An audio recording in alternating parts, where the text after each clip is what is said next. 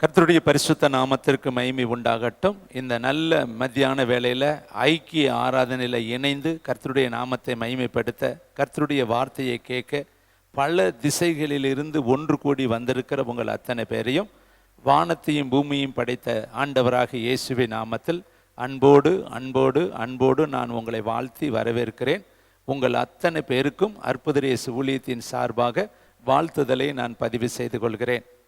இந்த நாளின் செய்திக்காக அதிக உக்ரானத்துவத்தோடு தேவனுடைய பாதத்தில் கருத்தாய் காத்திருந்து ஜெபிக்கிற வேளையில் உங்களுக்கு தேவன் சொல்லும்படி, உணர்த்தும்படி, பேசும்படி, காண்பிக்கும்படி என் ஆவியில் திட்ட தெளிவாக வைத்த தேவனுடைய வார்த்தை பரிசுத்த பேதுரு எழுதின புஸ்தகம், பேதுரு எழுதின நிருபம் 317வது பக்கம் 1ஆம் அதிகாரம் 7வது வார்த்தையை நாம் வாசிக்கலாம். Thank you, wonderful the Holy Spirit. அழிந்து போகிற பொன் அக்னியினால் சோதிக்கப்படும், அதை பார்க்கிலும் அதிக விலையேற பெற்றதாயிருக்கிற உங்கள் விசுவாசம் சோதிக்கப்பட்டு இயேசு கிறிஸ்து வெளிப்படும் பொழுது உங்களுக்கு புகழ்ச்சியும் கனமும் மகிமையும் உண்டாக காணப்படும். கரங்களை தட்டி தேவனுக்கு ஒரு நன்றி சொல்லுவோமா?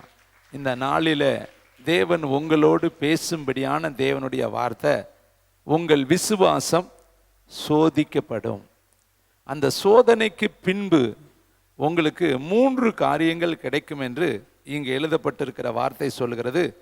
உங்களுக்கு புகழ்ச்சி கிடைக்கும், உங்களுக்கு கனம் கிடைக்கும், உங்களுக்கு மகிமை உண்டாக மகிமை வெளிப்படும். இந்த 3 நன்மைகள் உங்கள் வாழ்க்கையில் வரணும்னா உங்களுக்கு சோதனை என்கிற ஒரு பெரிய வேதனையை கர்த்தர் வைத்திருக்கிறார். சோதனைங்கிறது மகிழ்ச்சி கிடையாது, அது ஒரு பெரிய வேதனையான அனுபவம். ஏன்னா சோதனைங்கிறது நம்ம பரிசோதிப்பது, நம்முடைய வாழ்க்கையை சுத்திகரித்து பார்ப்பது, கூர்ந்து பார்ப்பது, நம்முடைய வாழ்க்கையில் எங்கே என்ன குறை இருக்கிறது என்பதை கண்டுபிடிப்பது. அந்த காரியத்தை தான் சோதனை என்று சொல்லி பார்க்கிறோம். நீங்கள் பார்த்தீங்கன்னா விமான நிலையத்தில் சோதனை செய்வார்கள்.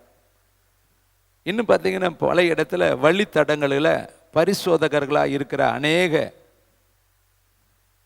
காவல்துறையினர் உங்களை சோதிப்பாங்க, உங்கள் வாகனங்களை சோதிப்பாங்க. அப்போ நமக்கு அது வருத்தமாக இருக்கும். ஏன்னா எதுக்கு நம்மளை சோதிக்கிறாங்க? நம்ம அப்படிப்பட்டவங்க கிடையாது. டிரைவராக இருக்கிறவங்கள வாயெல்லாம் ஊத சொல்லுவாங்க, இறங்கி நடக்க சொல்லுவாங்க, லைசன்ஸ் இருக்கான்னு பார்ப்பாங்க, காரில் கரெக்டாக காருக்குரிய உரிமம் இருக்குதான்னு பார்ப்பாங்க. இது சோதனை. மனுஷனுக்கு மட்டும் சோதனை இல்லை, வாகனத்துக்கு சோதனை இருக்குது, ஓட்டுநருக்கு சோதனை இருக்குது. இன்னும் உங்களுடைய வருமானங்கள் சரியாக இருக்கிறதான்னு சொல்லி சோதனை அலுவலர்கள் வருவாங்க. அவங்க இன்கம் டேக்ஸ் ஆஃபீஸர்ஸ், உங்கள் வருமானங்கள் எல்லைக்கு உட்பட்டு இருக்குதா, எல்லையை தாண்டி இருக்குதா, நீங்கள் சரியான முறையில் சம்பாதிக்கிறீங்களா, சரியான முறையில் உங்களுடைய வரவு செலவுகள் இருக்கிறதான்னு சோதிக்கிறதுக்கும் அதிகாரிகள் இருக்கிறாங்க. இது மட்டும் சோதனை கிடையாது, படிக்கிற இடத்துலையும் உங்களுடைய படிப்பை சோதிக்க சோதகர்கள், இன்ஸ்பெக்டர்கள் வர்றாங்க. உங்களுடைய படிப்பை சோதிக்க மாத இறுதி தேர்வுகள் வருகிறது, ஆண்டு இறுதி தேர்வுகள் வருகிறது. இதெல்லாம் உங்களுடைய படிப்பை சோதிக்கிறது. இதே போல தான் இங்கே கர்த்தருடைய வார்த்தை சொல்கிறது, உங்கள் விசுவாசம் சோதிக்கப்படும். அதற்கு ஊமையாய் சொல்கிறாரு, அழிந்து போகிற பொன், தங்கம், அது என்ன செய்யப்படுதா? அக்கினியில் சோதிக்கப்படுகிறதா. இப்போ பொண்ணா வெட்டி எடுக்கிறப்ப கல் தான், பூமிக்குள்ளே தான் அந்த தங்கம் இருக்கிறது. கேரளாவிலாம் தங்க சுரங்கங்கள்லாம் இருக்குது. நிறைய இடத்துல பூமிக்கு அடியில் தங்கத்தை எடுப்பாங்க. அது கல். அதை எடுத்து கொண்டு வந்து சுத்திகரித்து அதை அக்கினியினால் புடமிட்டு அதை அநேக கொள்ளர்கள், பொற்கொள்ளர்கள் அதை சரி செய்து அப்புறம்தான் உங்கள் கழுத்துலையும் கையிலையும் உங்களுடைய மூக்குலையும் காதுகளிலையும் இன்னும் உங்களுடைய எல்லா இடத்துலையும் அது ஜுவாலிக்கிற ஒரு பொருளாய் மாறுகிறது. இப்போ பேதுரு எழுதுறாரு. யாருக்கு எழுதுறாரு? 1ஆம் வசனத்தை பாருங்களே. இயேசு கிறிஸ்துவின் அப்போஸ்தலனாகிய பேதுரு பொந்து, கலாத்தியா, கப்பந்தோகியா, ஆசியா, பித்தினியா தேசங்களில் சிதறி இருக்கிறவர்களில் பிதாவாகிய தேவனுடைய முன்னறிவிப்பின்படியே ஆவியானவருடைய பரிசுத்தமாக்குதலினாலே கீழ்ப்படிதலுக்கும் இயேசு கிறிஸ்துடைய இரத்தம் தெளிக்கப்படுதலுக்கும் தெரிந்து கொள்ளப்பட்ட பரதேசிகளுக்கும் எழுதுகிறது ஆவது. அப்போ இந்த நிருபம் யாருக்கெல்லாம் கீழ்ப்படிதல் உள்ளவர்களுக்கும், இயேசுவின் இரத்த தெளிக்கப்பட்டவர்களுக்கும், ஆவியானவருடைய நடத்துதலின்படி இருக்கிறவர்களுக்கும், தேவனுடைய முன்னறிவிப்பின்படி முன்குறிக்கப்பட்டவர்களுக்கும், அடுத்து பொந்து நாட்டு, கலாத்தியா நாட்டு, கப்பந்துகியா நாட்டு, ஆசியா நாட்டு, பித்தனியா நாட்டில் சிதறி இருக்கிறவங்களுக்கும் இந்த நிருபத்தை, கடிதத்தை பேதுரு எழுதுகிறாரு. மூளைக்கு தலைக்கல்லாய் வைத்த பேதுரு, அவனைத்தான் கர்த்தர் சபைக்கு என்ன பண்ணார்? தூணாய் வைத்தார். உன் மேலே என் சபையை கட்டுவேன்னு முதல் அப்போஸ்தலனாய் கர்த்தர் அவனை தெரிந்து கொண்டாரு. அப்படிப்பட்ட மனுஷன் சொன்ன வார்த்தையை தான் இந்த நாளில் தியான வார்த்தையாக தேவன் நமக்கு தியானிக்க கொடுத்திருக்கிறாரு. அருமையானவர்களே, சங்கீதக்காரர் சொல்றாரு, வேதத்தில் உள்ள அதிசயங்களை பார்க்க என் கண்ணை திறங்க. அப்போ இந்த வேதத்துக்குள்ள அதிசயங்கள் இருக்குது, அற்புதங்கள் இருக்குது, மகத்துவங்கள் இருக்குது, வேதத்தில் உயிர் இருக்குது, ஜீவன் இருக்குது. இந்த வேதத்துக்குள்ள உங்களுடைய வாழ்க்கையை வளமிக்க ஆரோன் கோல் போல மாற்றக்கூடிய உன்னதமான காரியங்கள் இந்த வேதத்துக்குள்ள பொதிந்து இருக்கிறது தேவனுடைய பிள்ளைகளே. அப்போ இன்னைக்கு உங்கள் விசுவாசத்தை குறித்து கர்த்தர் பேசத்தான் இந்த வார்த்தையை கொடுத்திருக்கிறார். 3 ஆராதனைக்கும் பொதுவாய் ஒரே ஒரு வார்த்தை, முத்தான ஒரு வார்த்தை, விசுவாசம் இல்லாமல் தேவனுக்கு பிரியமாக இருப்பது கூடவே கூடாது. முதல்ல தேவனுடைய பிள்ளைனா அவன் விசுவாசிக்கணும். அப்போ அந்த விசுவாசம் என்ன செய்யப்படும்? சோதித்து பார்க்கப்படும். நீ உண்மையிலேயே விசுவாசிக்கிறாயா? உன் விசுவாசம் உண்மையானது தானா?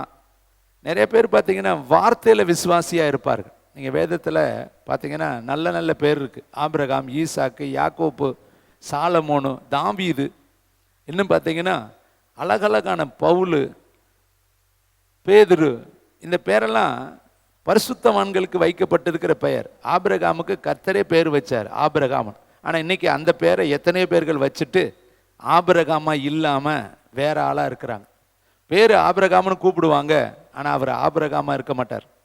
தாவீதுன்னு கூப்பிடுவாங்க, டேவிட்னு பேர் வச்சிருப்பாங்க, ஆனால் அவர் தாவீதா இருக்க மாட்டார். அவருக்கும் டேவிட்டுக்கு சம்மந்தமே இருக்காது. சொல்லுவாங்க, யாரா உனக்கு பேர் வச்சா? பேருக்கும் உனக்கு சம்மந்தமே இல்லையே. இன்னைக்கு நம்முடைய வாழ்க்கையிலையும் சபைக்குள்ள வர்றவங்களுக்கு பேர் விசுவாசி, முதல் பேரு விசுவாசி. ஆனால் விசுவாசி என்றால் விசுவாசம் என்பது நம்பப்படுகிறவைகளின் உறுதி. அப்போ விசுவாசிங்கிறவன் நம்புகிறவன் தான் விசுவாசி. கர்த்தரே தெய்வம் என்று நம்புகிறவன் தான் விசுவாசி. பரலோகம் இருக்கிறது என்று நம்புகிறவன் தான் விசுவாசி.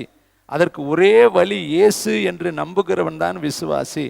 இரத்தத்தினால் மட்டும்தான் மீட்பு என்று நம்புகிறவன் தான் விசுவாசி. பாவத்துக்கு செத்தவன் தான் விசுவாசி. நீதிக்கு பிழைத்தவன் தான் விசுவாசி.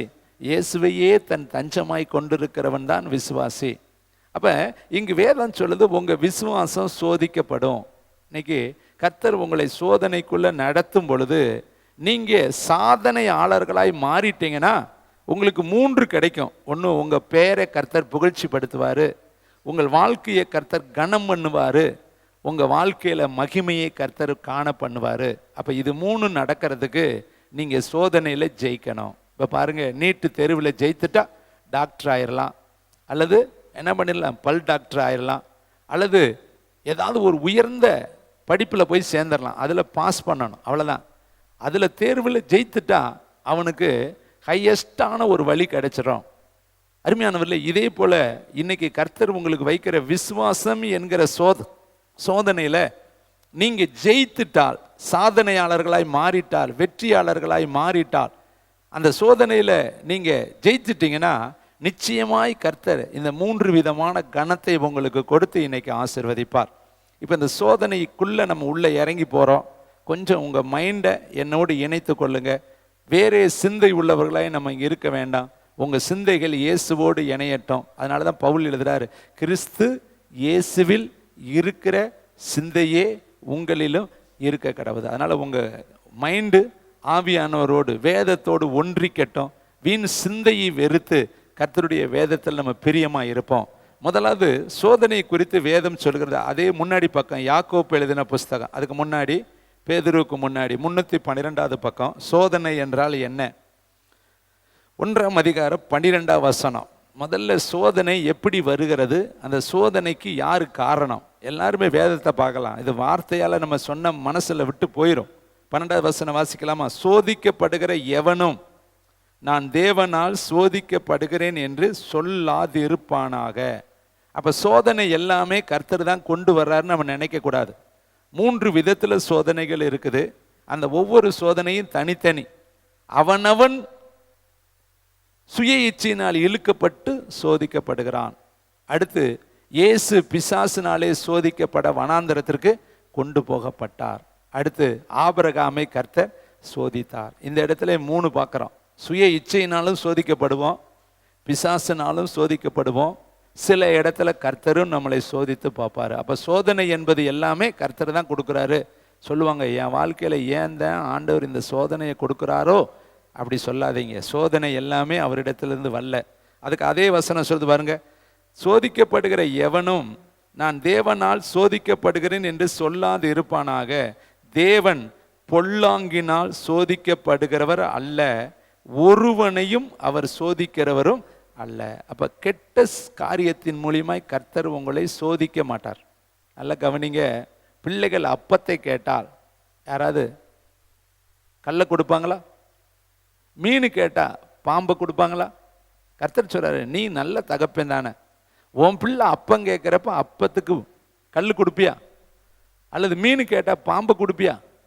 பொல்லாதவனாகிய நீயே உன் பிள்ளைக்கு நல்லதை கொடுக்க அறிந்திருக்கும் பொழுது பரலோகத்தில் இருக்கிற உங்கள் பிதா தம்மிடத்தில் வேண்டிக் கொள்கிறவர்களுக்கு நன்மையை கொடுப்பது அதிக நிச்சயம். இங்க பாருங்களே, பொல்லாங்கினால் சோதிக்கிறவர் அல்ல. அப்ப சோதனையில நல்ல சோதனையா பொல்லாத சோதனையா அப்படிங்கிறது நீ வெரைட்டிஸ் பார்க்கணும். பொல்லாத சோதனை ஒன்றும் கர்த்தரிடத்திலிருந்து வரல. வேதம் சொல்றது பாரு, பொல்லாங்கினால் ஒருவனையும் அவர் சோதிக்கிறவர் அல்ல. அப்ப சோதனையில 3 விதமான சோதனையை நம்ம பார்த்தோம். மனுஷனாலும் சோதனை வருது, பிசாசினாலும் சோதனை வருது, தேவனாலும் சில சோதனைகள் வருகுது. அப்ப இந்த உங்களுக்கு வந்திருக்கிற சோதனை மனுஷனால் வந்ததா, சுய இச்சையினால் வந்ததா? அடுத்த வார்த்தையை பாருங்க, அது அழகா இருக்கு. 14வது வார்த்தை, அவன் அவன் அவனவன் தன் தன் சுய இச்சையினால் இழுக்கப்பட்டு சிக்குண்டு சோதிக்கப்படுகிறான். பின்பு இச்சையானது கற்பம் தரித்து பாவத்தை பிறப்பிக்கும், பாவம் பூரணமாகும் பொழுது மரணத்தை பிறப்பிக்கும். என் பிரியமான சகோதரரே, மோசம் போகாது இருங்கள். அப்ப இந்த இடத்துல சோதனைக்கு யார் காரணம்? இச்சை காரணம். அவனவனுடைய இச்சை. கர்த்தர் தெளிவா ஆதாமுகிட்ட ஏவாள்கிட்ட எவ்வளவு அழகா படிப்பித்தார். இதுக்கு மேல எப்படி கிளாஸ் எடுக்கிறது? ஆதாமை கூப்பிட்டு சொல்றாரு, எல்லா மரத்துக்கனி நீ சாப்பிடு, ஆனா இந்த ஒரு மரத்தின் கனியை, நன்மை தீமை அறியத்தக்க இந்த மரத்தின் கனியை நீ சாகாதபடிக்கு இதை புசிக்காத, என் சொல்லுக்கு நீ கீழ்ப்படிவதற்கு அடையாளமாக புசிக்காத. கர்த்தர் சொன்னார், கிளீனா சொன்னார்.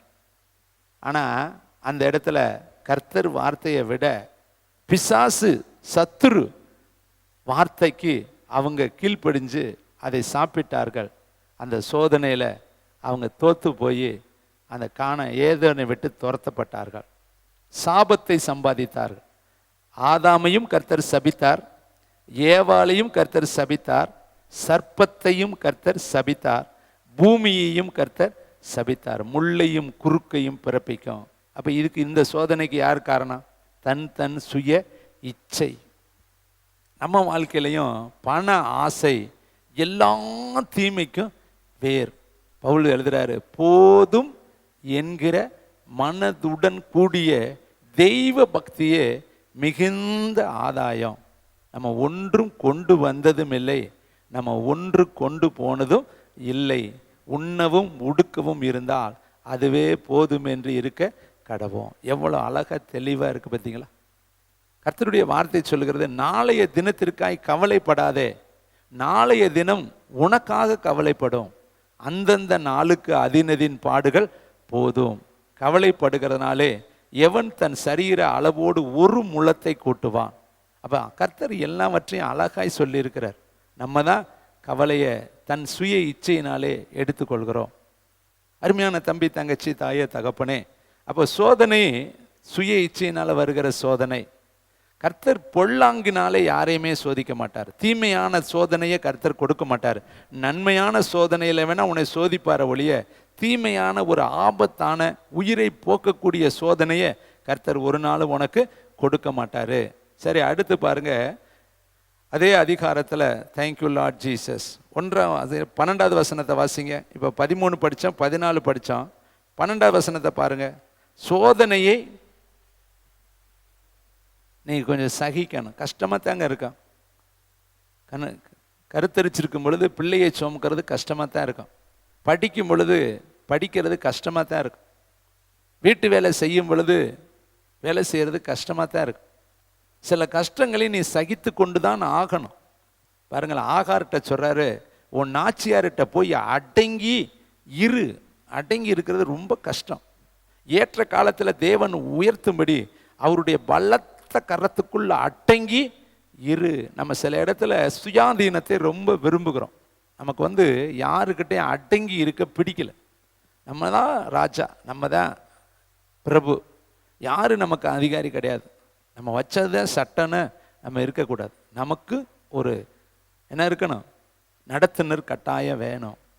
நம்மளையும் நேசிக்கிற நபர்கள் வேணும். சிநேகிதன் எல்லா காலத்திலையும் சிநேகிப்பான். பெற்றோர் தன் பிள்ளைகளுக்குள்ள நெஞ்சில் மதியினம் இருக்குமா. அப்போ அந்த தண்டனை இருக்கு இல்லையா, அந்த தண்டனை தான் நெஞ்சில் இருக்கிற மதியினத்தை வெளியே எடுக்குமா. பிரம்பு இருக்கு இல்லையா, அதை கை ஆடாவிட்டால் மகனை பகைக்கிறான். பிரம்ப கை ஆடிட்டா பிள்ளையை நேசிக்கிறான். அப்போ தப்பு நடக்கும் பொழுது சொல்றதுக்கு ஒரு நபர் வேணும். அந்த நபர் யாரா இருக்கும்? உண்மையான பாசம் உள்ளவங்க தாங்க தப்பை சொல்லுவாங்க. உங்கள் பிள்ளை ஆபத்திலிருந்து கீழே விழுக போகுது, ஒரு மரத்துலேருந்து விழுக போகுதுன்னா எந்த தகப்பையும் குதிடான்னு சொல்லுவேன், விழுடான்னு சொல்லுவேன். வேதத்தில் பார்த்தீங்கன்னா சாலமோனுக்கிட்ட ஒரு பிரச்சனை கொண்டு வர்றாங்க. ஒரு குழந்தை, 2 தாய். 2 தாயுமே இது என் குழந்தைங்கிறாங்க. ஆனால் உண்மையிலே ஏதோ ஒன்று தான் ஒரிஜினல் தாயை எப்படி கண்டுபிடிக்கிறது? 2மே என் பிள்ளைன்னு சாதிக்கிறாங்க, கண்ணீர் வடிக்கிறாங்க, புலம்புறாங்க, உருள்றாங்க. ஒரிஜினல் மாதிரியே 2 பேருமே நடந்து கொள்கிறாங்க. ஆனால் ஒன்று தான் ஒரிஜினல், ஒன்று டூப்ளிகேட். இதை எப்படி கண்டுபிடிக்கிறது? சாலமோனுக்கு கர்த்தர் ஒரு ஞானம் கொடுத்திருந்தார். அந்த ஞானத்தை அவர் பயன்படுத்தி அதை கண்டுபிடிப்பதற்கு அவர் என்ன செஞ்சார்? ஒரு பட்டயத்தை கொண்டுட்டு வானார். ஒரு வீரனை கூப்பிட்டாரு.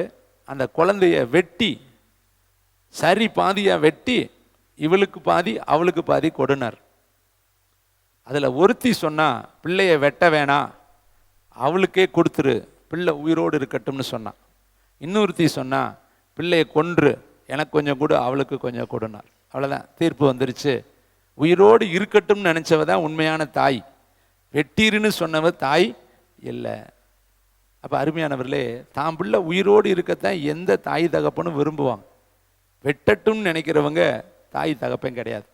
அப்போ எந்த தாயும் தகப்பனும் தான் பிள்ளை கையில் பாய்சன் கொடுக்க மாட்டாங்க. தீக்குள்ளே எந்த தாய் தகப்பனும் தன் பிள்ளைக்கு கை வைக்க சொல்ல மாட்டாங்க. பழைய சோறு கூட தன் பிள்ளைக்கு கொடுக்க மாட்டாங்க. நேற்று சாப்பாட்டை கூட இங்கே கொடுக்காத எத்தனையோ தாய்மார்கள் இங்கே இருக்காங்க. தான் சாப்பிடுவாங்க, பிள்ளைக்கு கொடுக்க மாட்டாங்க. எல்லா பெற்றோருமே தன் பிள்ளைங்க நல்லா இருக்கத்தாங்க. விலங்குகள் கூட தன் குட்டியை அப்படி பாதுகாக்குதுங்க.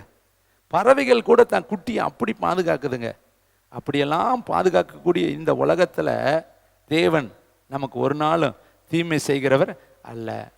அப்போ ஒவ்வொரு தகப்பனும் தான் பிள்ளைய பெரும்ப எடுக்கிறான்னா நன்மைக்கு தான் அவன் எடுக்கிறான். அந்த ஆத்மாவை சரிப்படுத்த, அந்த ஆத்மாவை நரகத்துக்கு தப்புவிக்க, அந்த ஆத்மாவை பாதாள வல்லடிக்கு விளக்க, அந்த ஆத்மா தரிகட்டு போய் பாவத்தில் விழுந்து நரகத்துக்குள்ளே போயிடக்கூடாது என்பதற்காகத்தான் ஒரு தகப்பன் தன் பிள்ளையை தண்டிக்கிறான். இக்காலத்து பாடு இன்னைக்கு அது கஷ்டமாக இருக்கும், பின் நாட்களில் அது மகிமையாக இருக்கும் என்று வேதம் சொல்லுது. அப்போ அருமையான தேவனுடைய பிள்ளைகளே, இந்த சோதனையை கொஞ்சம் சகிக்கிறது நமக்கு கஷ்டமாக இருக்கும். ஆனால் சகிச்சுட்டா என்ன கிடைக்கும் பாருங்க. சோதிக்கப்படுகிற எவனோ 12வது வசனம், சோதனையை சகிக்கிற மனுஷன் பாக்கியவான், அவன் உத்தமன். அப்போ இந்த சோதனையில் நீ யாருன்னு காண்பிக்கணும்? உத்தமன், நான் உண்மையானவன், எந்த சோதனை வந்தாலும் நான் தாங்கி கொள்வேன், எந்த சோதனை வந்தாலும் அதில் நான் உண்மையாக இருப்பேன்னு சொல்லி நீங்கள் அந்த சோதனையில் உங்கள் உத்தமத்தை காண்பித்துட்டீங்கன்னா உனக்கு என்ன என்று வேதம் சொல்லுது, பின்பு கர்த்தர் தம்மிடத்தில் அன்பு கூறுகிறவர்களுக்கு வாக்கு தத்தம் பண்ணின ஜீவ கிரீடத்தை பெறுவான். அப்போ அந்த ஜீவ கிரீடத்தை நீங்கள் பெறணும்னா இதில் நீங்கள் செய்ய வேண்டிய உங்கள் பார்ட், உங்கள் பகுதி, உங்கள் செயல், உங்களுடைய பங்கு என்னன்னா, நீங்கள் உத்தமன் என்பதை நிரூபிக்கணும். சோதனை வரும், மனுஷன் மூலியமாகவும் சோதனை வரும், பிசாசு மூலியமாகவும் சோதனை வரும், தேவன் மூலியமாகவும் சோதனை வரும், இன்னும் பல விதத்தில் சோதனை வரும்.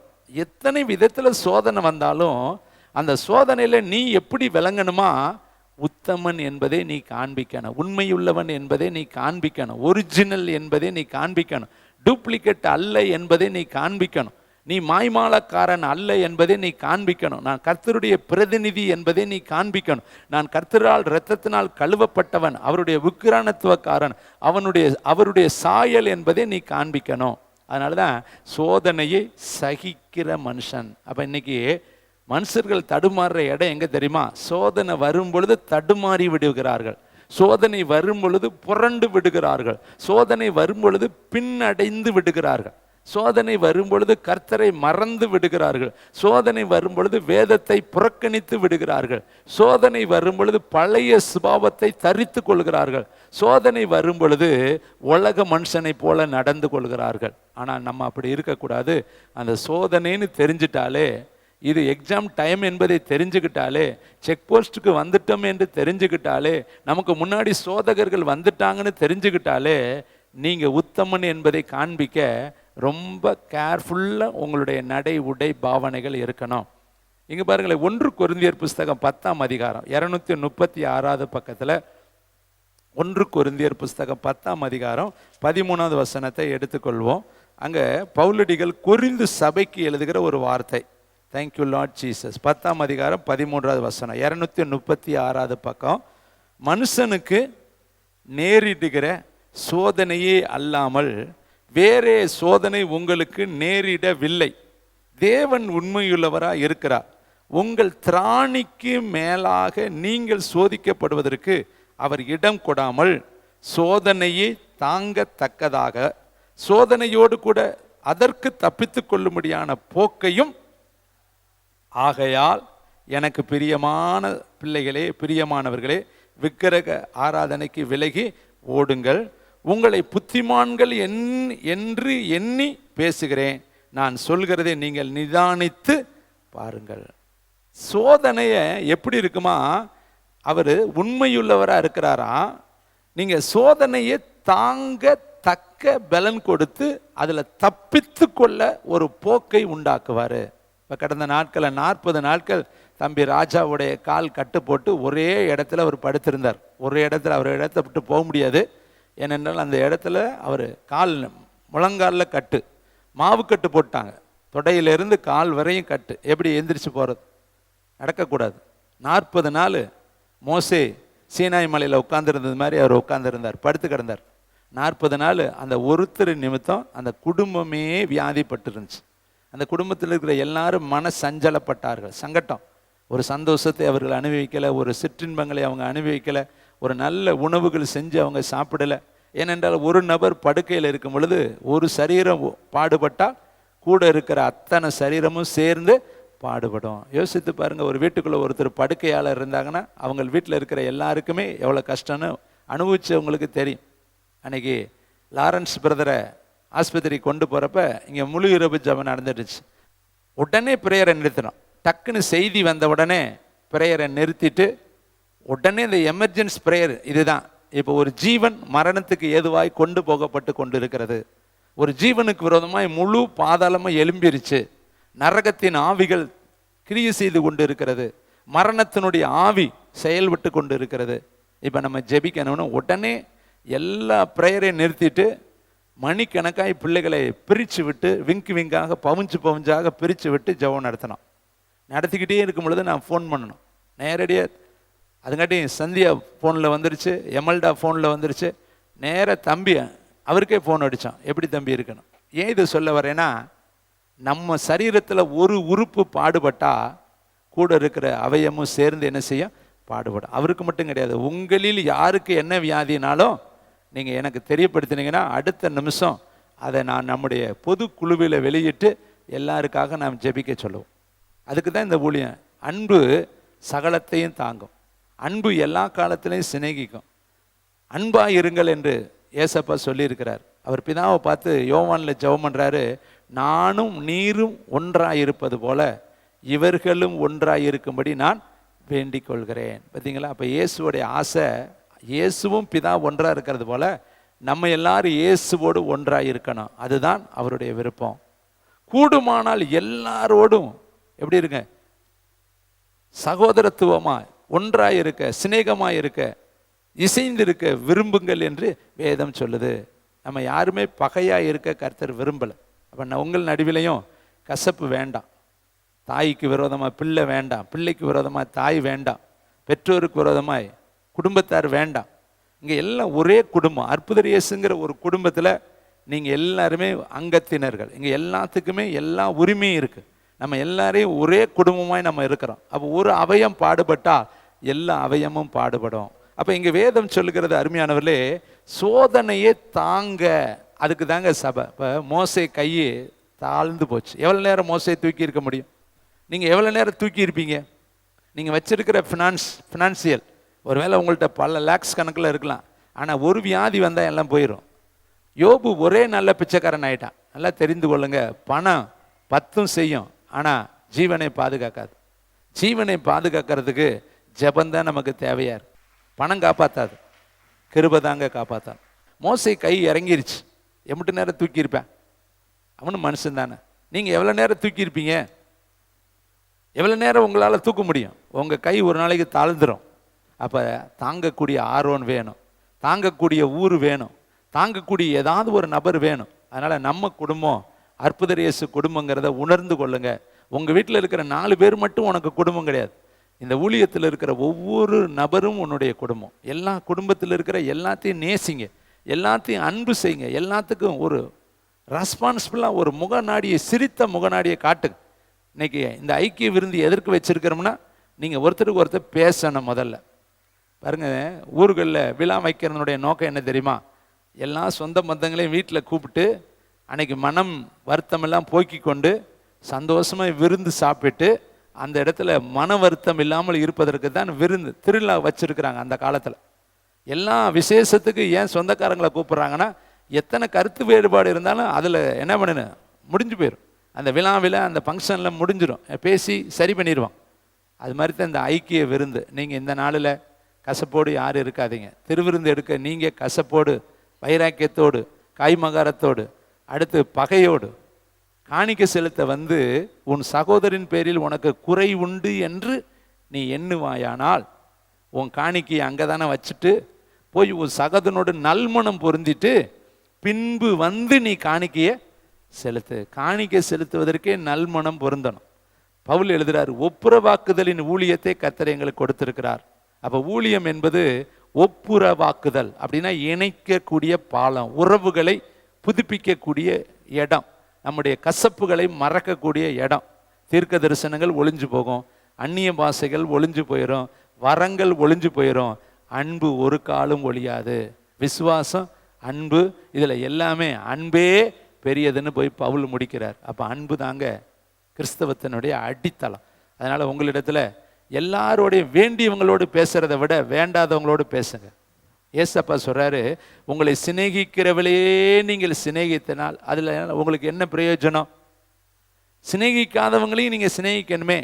அப்போ ஏசப்பா சொல்கிறாரு, உங்கள் திராணி எவ்வளவுன்னு அவருக்கு தெரியும். உனக்கு எவ்வளவு கெப்பாசிட்டி பவர் இருக்குது, ஒரு வண்டியில் எவ்வளோ லோடு ஏற்றலான்னு அந்த வண்டியிலே இருக்குது.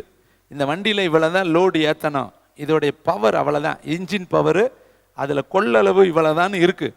அது மாதிரி உங்களுக்கு திராணி எவ்வளோ இருக்குன்னு சொல்லி உங்களை உண்டாக்கினவருக்கு தெரியும். உங்கள் ஹார்ட்டோடைய பவர் தெரியும், உங்கள் மைண்டோடைய பவர் அவருக்கு தெரியும், உங்கள் ஸ்ட்ரென்த்னஸ் அவருக்கு தெரியும், உங்களுடைய ஒவ்வொரு காரியத்தையும் கர்த்தர் அறிந்திருக்கிறார். அதனால தாவீது சொல்றார், உட்கார்வதையும் எழுந்திருத்தலையும் நீர் அறிந்திருக்கிறீர், நான் வானத்துக்கு ஏறினாலும் இருக்கிறீர், பாதாளத்தில் படுக்க போட்டாலும் இருக்கிறீர், உனக்கு மறைவாய் நான் எங்கே போவேன்? அப்போ கர்த்தருக்கு இவ்வளவு தான். உங்கள் வீட்லேயும் சொல்லுவீங்க, மூத்த பிள்ளை பிரில்லியன்ட்டு, செகண்ட் பிள்ளை ஸ்லோ லேர்னர், சும்மாதான் தான் இருக்கும், கெப்பாசிட்டி பவர் கம்மி, அது புரிஞ்சுக்கிற மாதிரி இது புரிஞ்சுக்காது. எப்படி தெரியுது? உங்களுக்கே உங்கள் பிள்ளைகளுக்கு தரம் வச்சிருக்கும் பொழுது பரலோக தேவன் உங்களுக்கு தரம் வச்சிருக்காம இருப்பாரா? உங்களை தரத்தை அவர் அறிவர். உனக்கு எவ்வளோ சோதனை கொடுக்கலாங்கிறது அவருக்கு தெரியும். இந்த வேதனையை நீ தாங்குவேங்கிறது அவருக்கு தெரியும். வேதம் சொல்லுது பாரு, உங்கள் திராணிக்கு மேலாக நீங்கள் சோதிக்கப்படுவதற்கு அவருக்கு இடம் கொடாமல் சோதனையை சொல்லுங்க தாங்க தக்க, நிறுத்தி படிங்க, தாங்க தக்க, ஆரைக்கு மாரி தாங்கத்தக்க பலன் கொடுப்பார். உங்களை எல்லாம் 2 ஆரைக்கு மாரிக்கும் தாங்கத்தக்க பலன். அடுத்து பாருங்க, சோதனையோடு கூட அதற்கு தப்பித்து கொள்ளும்படியான அப்போ வழி இருக்குது, உனக்கு ஒரு போக்கு இருக்குது, உனக்கு ஒரு மார்க்கம் இருக்குது, உனக்கு ஒரு வே வச்சிருக்கிறாரு. நமக்கு தெரியலங்க கடல்ல ஒரு வழி இருக்கிறது, நமக்கு தெரியலங்க யோர்தான்ல ஒரு வழி இருக்கிறது, நமக்கு தெரியலங்க எரிகோக்குள்ள ஒரு வழி இருக்கிறது. வேதம் சொல்லுது, குருடனை அவர்கள் அறியாத வழியிலே நடத்தி. அன்னைக்கு நகுமி கூட ரூத்து புறப்பட்டாள், அவளுக்கு தெரியல இங்க ஒரு போவாஸ் இருக்கிறது. ஆனா ஏசப்பாவுக்கு தெரியும், பிதாவுக்கு தெரியும். அவ அங்கிருந்து மோவாபியா நாட்டிலிருந்து வர்றவளுக்கு இங்க ஒரு போவாசை கர்த்தர் வைத்திருந்தார். கைத்தட்டி கர்த்தருக்கு நன்றி சொல்ல. அவளுக்கு ஒரு மார்க்கத்தை வைத்திருந்தார், உனக்கும் வைத்திருக்கிறார். யோசேப்புக்கு எகிப்துல ஒரு அருமையான ஆஸ்நாத் என்கிற ஒரு பெண்ணை கர்த்தர் வைத்திருந்தார். உனக்கும் கர்த்தர் உன்னுடைய எதிர்காலத்திற்கு என்று ஒரு காரியத்தை வைத்திருக்கிறார். நீ சோர்ந்து போகாது. அருமையானவர்களே, சோதனையே தாங்க பலன் கொடுப்பார். நீங்க எந்த சோதனையில, மனுஷ சோதனையில் இருந்தாலும் பலன் தருவார். சுய சோதனையில் விழுந்துட்டாலும் பலன் கொடுப்பார். தேவன் உங்களை சோதித்தாலும் கர்த்தர் உங்களுக்கு பலன் கொடுப்பார். எந்தவித சோதனை உங்களை நெருங்கினாலும் கர்த்தர் உங்களை சோதிப்பதற்கு இடம் கொடுத்தாலும் தாங்கத்தக்க பலன் கொடுப்பார். இப்போ முதலாவது நீங்கள் எதில் சோதிக்கப்படுவீங்க, அந்த சோதனையை நான் உங்களுக்கு நிழலாட்டமாய் காண்பித்துட்டு 3 நிகழ்வுகளை சொல்லி நான் செய்தியை முடிக்க விரும்புகிறேன். ஆதியாகமம் 42ஆம் அதிகாரம் 16வது வசனம் எல்லாரும் எடுத்துக்கொள்வோம். இதனாலே நீங்கள் சோதிக்கப்படுவீர்கள், உங்கள் சகோதரரை அழைத்து வரும்படி உங்களை ஒருவனை அனுப்புங்கள், உங்களிடத்தில் உண்மை உண்டோ இல்லையோ என்று கோடு போடுறீங்களா, உங்கள் வார்த்தைகள் சோதிக்கப்படும் அளவும் நீங்கள் காவலில் இருக்க வேண்டும், இல்லாவிட்டால் நீங்கள் வேவுகாரர் தான் என்று பார்வோனின் ஜீவனை கொண்டு ஆணையிட்டு சொல்கிறேன் என்று சொல்லி. முதல் சோதனைய தேவன் உங்களுக்கு உங்க வார்த்தையை சோதிப்பார். இன்னைக்கு வார்த்தையில தாங்க முக்கியம் இருக்கு. நீ என்ன பேசுறீங்கிறது நிறைய பேத்துக்கு என்ன பேசுறோம்னே தெரியாம பேசிக்கிட்டு இருக்க. ஆனா பரலோகம் உங்க வார்த்தைகளை உன்னிப்பா கவனிச்சுக்கிட்டு இருக்கு. இங்க வேதம் சொல்லுது பாருங்க, பார்வோன் யோசேப்பு சொல்றேன், உங்கள் வார்த்தைகள் சோதிக்கப்படும். இவங்க என்ன சொல்றாங்க, நாங்க 12 பேர் பிறந்தோம், ஒருத்தன் அப்பா கிட்ட இருக்கிறேன், ஒருத்தன் தொலைஞ்சு போயிட்டேன், நாங்கள் 10 பேர் தான் இங்கே வந்திருக்கிறோம். இதை தான் பிடிச்சிக்கிட்டார். அப்போ போய் அவனை, ஒருத்தன் வீட்டில் இருக்கிறாங்கிறீங்கள, அவனை போய் கூட்டிட்டு வா, உன் வார்த்தையை நான் சோதிப்பேன், நீங்கள் உண்மை உள்ளவர்களோ உண்மை இல்லாதவர்களோ என்று உங்கள் வார்த்தையை கொண்டு நான் உங்களை சோதிப்பேன். அப்போ நம்ம வாழ்க்கையிலையும் கர்த்தர் வார்த்தை வழியாய் நம்மை சோதிக்கிறவர். பாருங்க, ஒரு வார்த்தை எப்படி இருக்கணும், ஒரு ஆண்டவருடைய பிள்ளையுடைய வார்த்தை எப்படி இருக்கணும். சங்கீதங்களின் புஸ்தகம் 15ஆம் அதிகாரம் 1வது வசனத்தை தயவு செய்து எல்லாரும் எடுத்துக்கொள்ளுங்க. உங்க வார்த்தைக்கு உள்ள வல்லமை, அந்த வார்த்தை எப்படி இருக்கணும், இது எல்லாம் சங்கீதக்காரர் அழகா எழுதி வைத்திருக்கிறார். சங்கீதம் 15:1வது வசனத்தை நம்ம கூர்மையா பார்க்கலாம். கர்த்தாவே, யார் உம்முடைய கூடாரத்தில், கூடாரம் எது? ஆலயம். கூடாரம் எது? பரலோகம். அப்ப யார் பரலோகத்துக்கு போவா, யார் கூடாரத்துக்கு வருவா, யார் உம்முடைய கூடாரத்தில் தங்குவார்? அடுத்து, யார் உம்முடைய பரிசுத்த பர்வதத்தில் வாசம் பண்ணுவான்? 2 கேள்வி கேட்கிறார். கூடாரத்தில் யார் தங்குவா, பரிசுத்த பர்வதத்தில் யார் வாசம் பண்ணுவா? அப்ப யாரு? 2வது வசனம் பாருங்க, உத்தமனாய் நீதியை நடப்பித்து, கவனிங்க. 3வது, உங்கள்கிட்ட இருக்க வார் மனதார சத்தியத்தை பேசுகிறவன் தானே. அப்போ உங்க வார்த்தை என்ன, எதை பேசணும், என்ன பேசணும்? மனதார பேசணும். சொல்றதுக்காக பேசக்கூடாது, கட்டாயத்தின் பேரில் பேசக்கூடாது. உங்க மனசுக்குள்ள இருந்து கர்த்தருடைய வார்த்தையை பேசணும். வேதம் சொல்லுது, சமயம் வாய்த்தாலும் வாய்க்காவிட்டாலும் ஜாக்கிரதையா சொல்லு. இன்னைக்கு சில சபைகளில் கேட்குறாங்க, இன்னைக்கு எந்த அதிகாரம் படித்த, இன்னைக்கு எவ்வளோ நேரம் ஜெபம் பண்ணின? நிறைய இடத்துல பிள்ளைகள்கிட்ட கேள்வி கேட்டு அவங்க வாயிலிருந்து வார்த்தைகளை வர வைக்கிறாங்க. இப்போ அந்த பிள்ளைகள் என்ன பண்ணுறாங்கன்னா, கேட்பாங்களே, போனால் பாஸ்டர் கேட்பாரே அதுக்காக படிக்கலாம், பாஸ்டர் கேட்கறதுக்கு பொய் சொல்ல முடியாதே அதுக்காக செய்யலாம். இது எத்தனை நாளைக்கு ஓடும்? இது எத்தனை காலத்தில் நிலைச்சு நிற்கும்? தானா செய்யாமல் இன்னொருத்தருக்காக செஞ்சா அது உண்மை கிடையாது. இங்கே வேதம் சொல்லுது பாருங்க, நீ சத்தியத்தை படிக்கிறதும் சரி, சத்தியமுள்ள தேவனிடத்தில் நீ பேசுறதும் சரி, இந்த சத்தியத்தை பிறருக்கு நீ சொல்றதும் சரி, முதல்ல உனக்கு என்ன இருக்கணும்? மனது உண்டானால், மனது இருந்தால், உன் மனசுக்குள்ள ஊழியம் செய்யணுமே, ஜெபம் பண்ணணுமே, வேதத்தை படிக்கணுமே, இன்னைக்கு ராத்திரி கர்த்தரிடத்துல ஏதாவது ஒரு காரியத்தை குறித்து போராடணுமே, அது மனதோடு உணர்வோடு நம்ம செய்யணும். தூண்டி தூண்டி தூண்டி தூண்டி அடுத்தவங்க சொல்றாங்கன்னு அந்த வண்டி மோட்சம் போய் சேராது, அந்த வண்டி பரலோகம் போகாது, அது இடையில நின்று மட்டும் போயிடும். அடுத்தவங்களுக்காக செய்யறது முடிவு வரியந்த நிலை நிற்காது. இங்க எப்படி பேசணும்னு சொல்றாரு? மனதார பேசு. அப்ப ஊழியங்கிறது பிறர் தூண்டி செய்யக்கூடாது.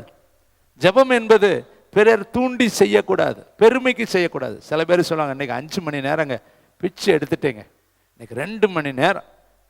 இவங்களே தற்பெருமை, மனுஷன்கிட்ட சொல்லி சந்தோஷப்படுத்தி கொள்வது.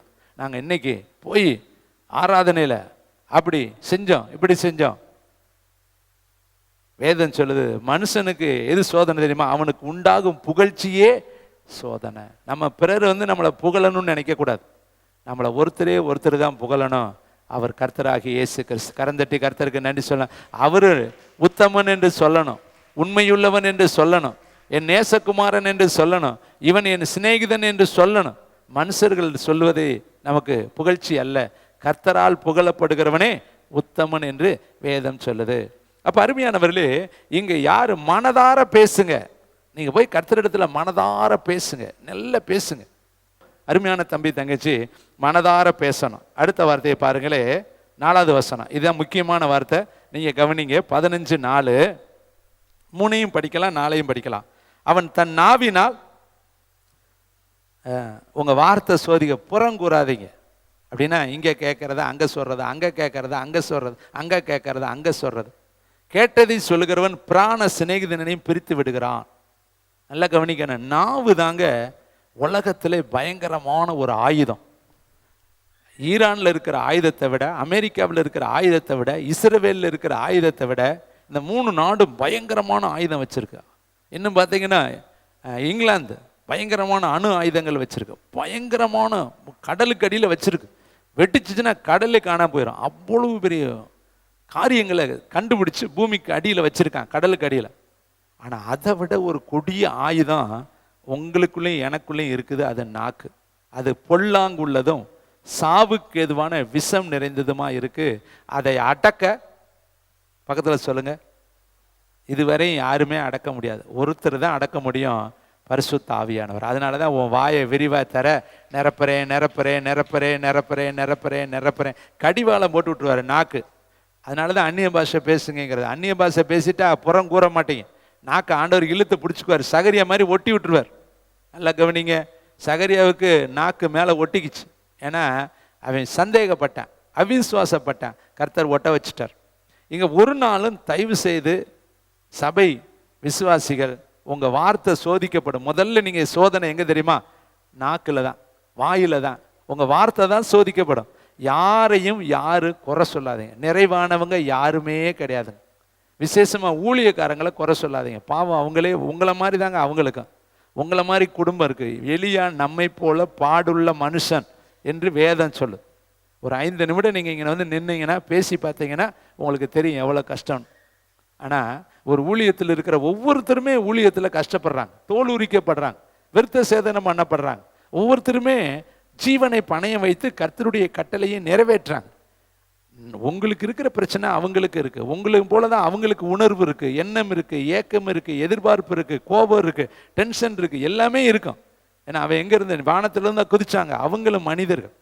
இன்னைக்கு நினைச்சுக்கிட்டு இருக்காங்க, நம்ம ஒரு லெட்டரை போட்டுட்டா அந்த ஊழியக்காரர் 24 மணி நேரம் ஜெபம் பண்ணிக்கிட்டு இருப்பாருன்னு. ஒரு செகண்ட் கூட அவருக்கு ஜெபம் பண்ண நேரம் இருக்காது. தெரிஞ்சுக்கங்க, அவங்களுக்கு உங்களுக்கு ஜெபிக்கிறதுக்கு அவங்களுக்கு டைமே பத்தாது. அவங்க பிரச்சனை 1 கோடி பிரச்சனை. அப்படியே ஜெபம் பண்ணால் 1 நிமிஷம் பிதாவே இந்த ஜெபத்தை ஆசீர்வதியும் இவங்க கேட்டிருக்காங்கன்னு சொல்லிட்டு போயிடுவாங்க. இதுதான் வெளியில் நடக்குது. எந்த ஊழியக்காரை உட்காந்து திறப்பில் உட்காந்து உபவாசம் போட்டு ஜெபம் பண்ணிட்டு இருப்பாங்களா? மணிக்கணக்காக உட்காந்து உனக்கு தான் ஜெபம் பண்ணுவாங்க. உலகத்தில் அவங்களுக்கு வேற வேலையே இல்லையா? உனக்கும் அவங்களுக்கு சம்மந்தமே கிடையாது. நீ யாருன்னு அவங்களுக்கு தெரியவே தெரியாது. நம்ம நினைக்கிறத லெட்ரு போட்டு காணிக்கை அனுப்பிட்டா அங்கே இருக்கிற ஊழியக்காரர் பயங்கரமாக ஜெபம் பண்ணி உடனே நமக்காக எல்லாம் செஞ்சிருவார். இல்லை தம்பி தங்கச்சி, ஏமாறாத. அவங்களுக்கு நீ யார் என்பதே தெரியாது. 1 நிமிஷம் கண்ணை மூடி இந்த ஜெபத்தை ஆசீர்வதி, அவ்வளோதான், முடிஞ்சு வச்சு. ஒரு வாக்குத்தத்தத்தை போட்டு அங்கே டைப்பிஸ்ட்டை சொல்லுவாங்க, ஏதாவது ஒரு வசனத்தை போட்டு அனுப்பிச்சி விடு. எத்தனையோ லெட்டர்கள் முக்கியமாக அந்த ஊழியக்காரங்கள்ட்ட போய் கிடைக்காது. இடையில பார்த்தீங்கன்னா ஒரு ஆஃபீஸர் இருப்பாங்க, அவங்கள்ட்ட போய் அது கிடைக்கும். அவங்களே பதில் அடித்து அனுப்பிச்சி விட்ருவாங்க. அவங்க சீல் வச்சுருப்பாங்க, குத்தி விட்ருவாங்க, அவ்வளோதான். நம்ம நினச்சிக்கிட்டு இருக்கிறது ஐயா அனுப்புனதை அங்கே உள்ளவர் பார்த்து அவர் பதில் அனுப்பிட்டாருன்னு. இல்லை, உங்களுக்கு ஊழியத்தினுடைய சீக்ரெட் தெரியல, ஊழியக்காரனுடைய நிலை உங்களுக்கு தெரியல. அதனால் நீங்கள் நம்புறது உண்மை கிடையாது. நீ ஜெபம் பண்ண, உன் குடும்பத்தார் ஜெபம் பண்ணட்டும், அதுதான் உண்மை. உனக்காக நீயே ஜெபம் பண்ண வேற ஒருத்தர் யார் ஜெபம் பண்ணுவான்? அப்போ இங்கே பாருங்களே, புறம் கூறாதீங்க, யாரையும் குறை சொல்லாது. கர்த்தர் சொல்றாரு, குற்றவாளியாக தீர்க்கிறவனே யார் ஆனாலும் சரி போக்கு சொல்ல உனக்கு இடமில்லை. குற்றமாக தீர்க்கிறவைகளை நீயே செய்கிறபடியால். அழகா சொல்றார். உன் கண்ணில் விட்டம் இருக்குதான், இன்னொருத்தன் கண்ணில் தூசி இருக்குதான். உன் கண்ணில் விட்டத்தை வச்சுக்கிட்டு நீ இன்னொருத்தன் கண்ணில் இருக்க தூசியை பெருசா சொல்ற, ஆனால் உன் கண்ணில் விட்டமே இருக்குதே. கர்த்தர் சொல்றாரு, முதல்ல உன் விட்டத்தை எடுறா.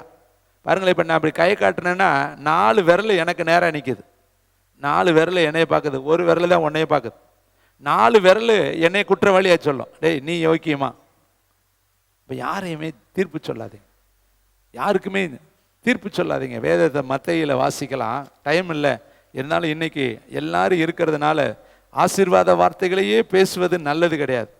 தேங்க்யூ வண்டர்ஃபுல் த ஹோலி ஸ்பிரிட். மத்தேயு 5:22, நான் உங்களுக்கு சொல்கிறேன், தன் சகோதரனை நியாயம் இல்லாமல் கோபித்து, காரணமே இல்லாமல் கோபம். இன்னைக்கு வீட்டில் பார்த்தீங்கன்னா கணவன் மனைவி மேலே கோபம், மனைவி கணவன் மேலே கோபம், பிள்ளைகள் மேலே கோபம், விசுவாசிகள் மேலே கோபம், அடுத்து பாஸ்டர் மேலே கோபம்.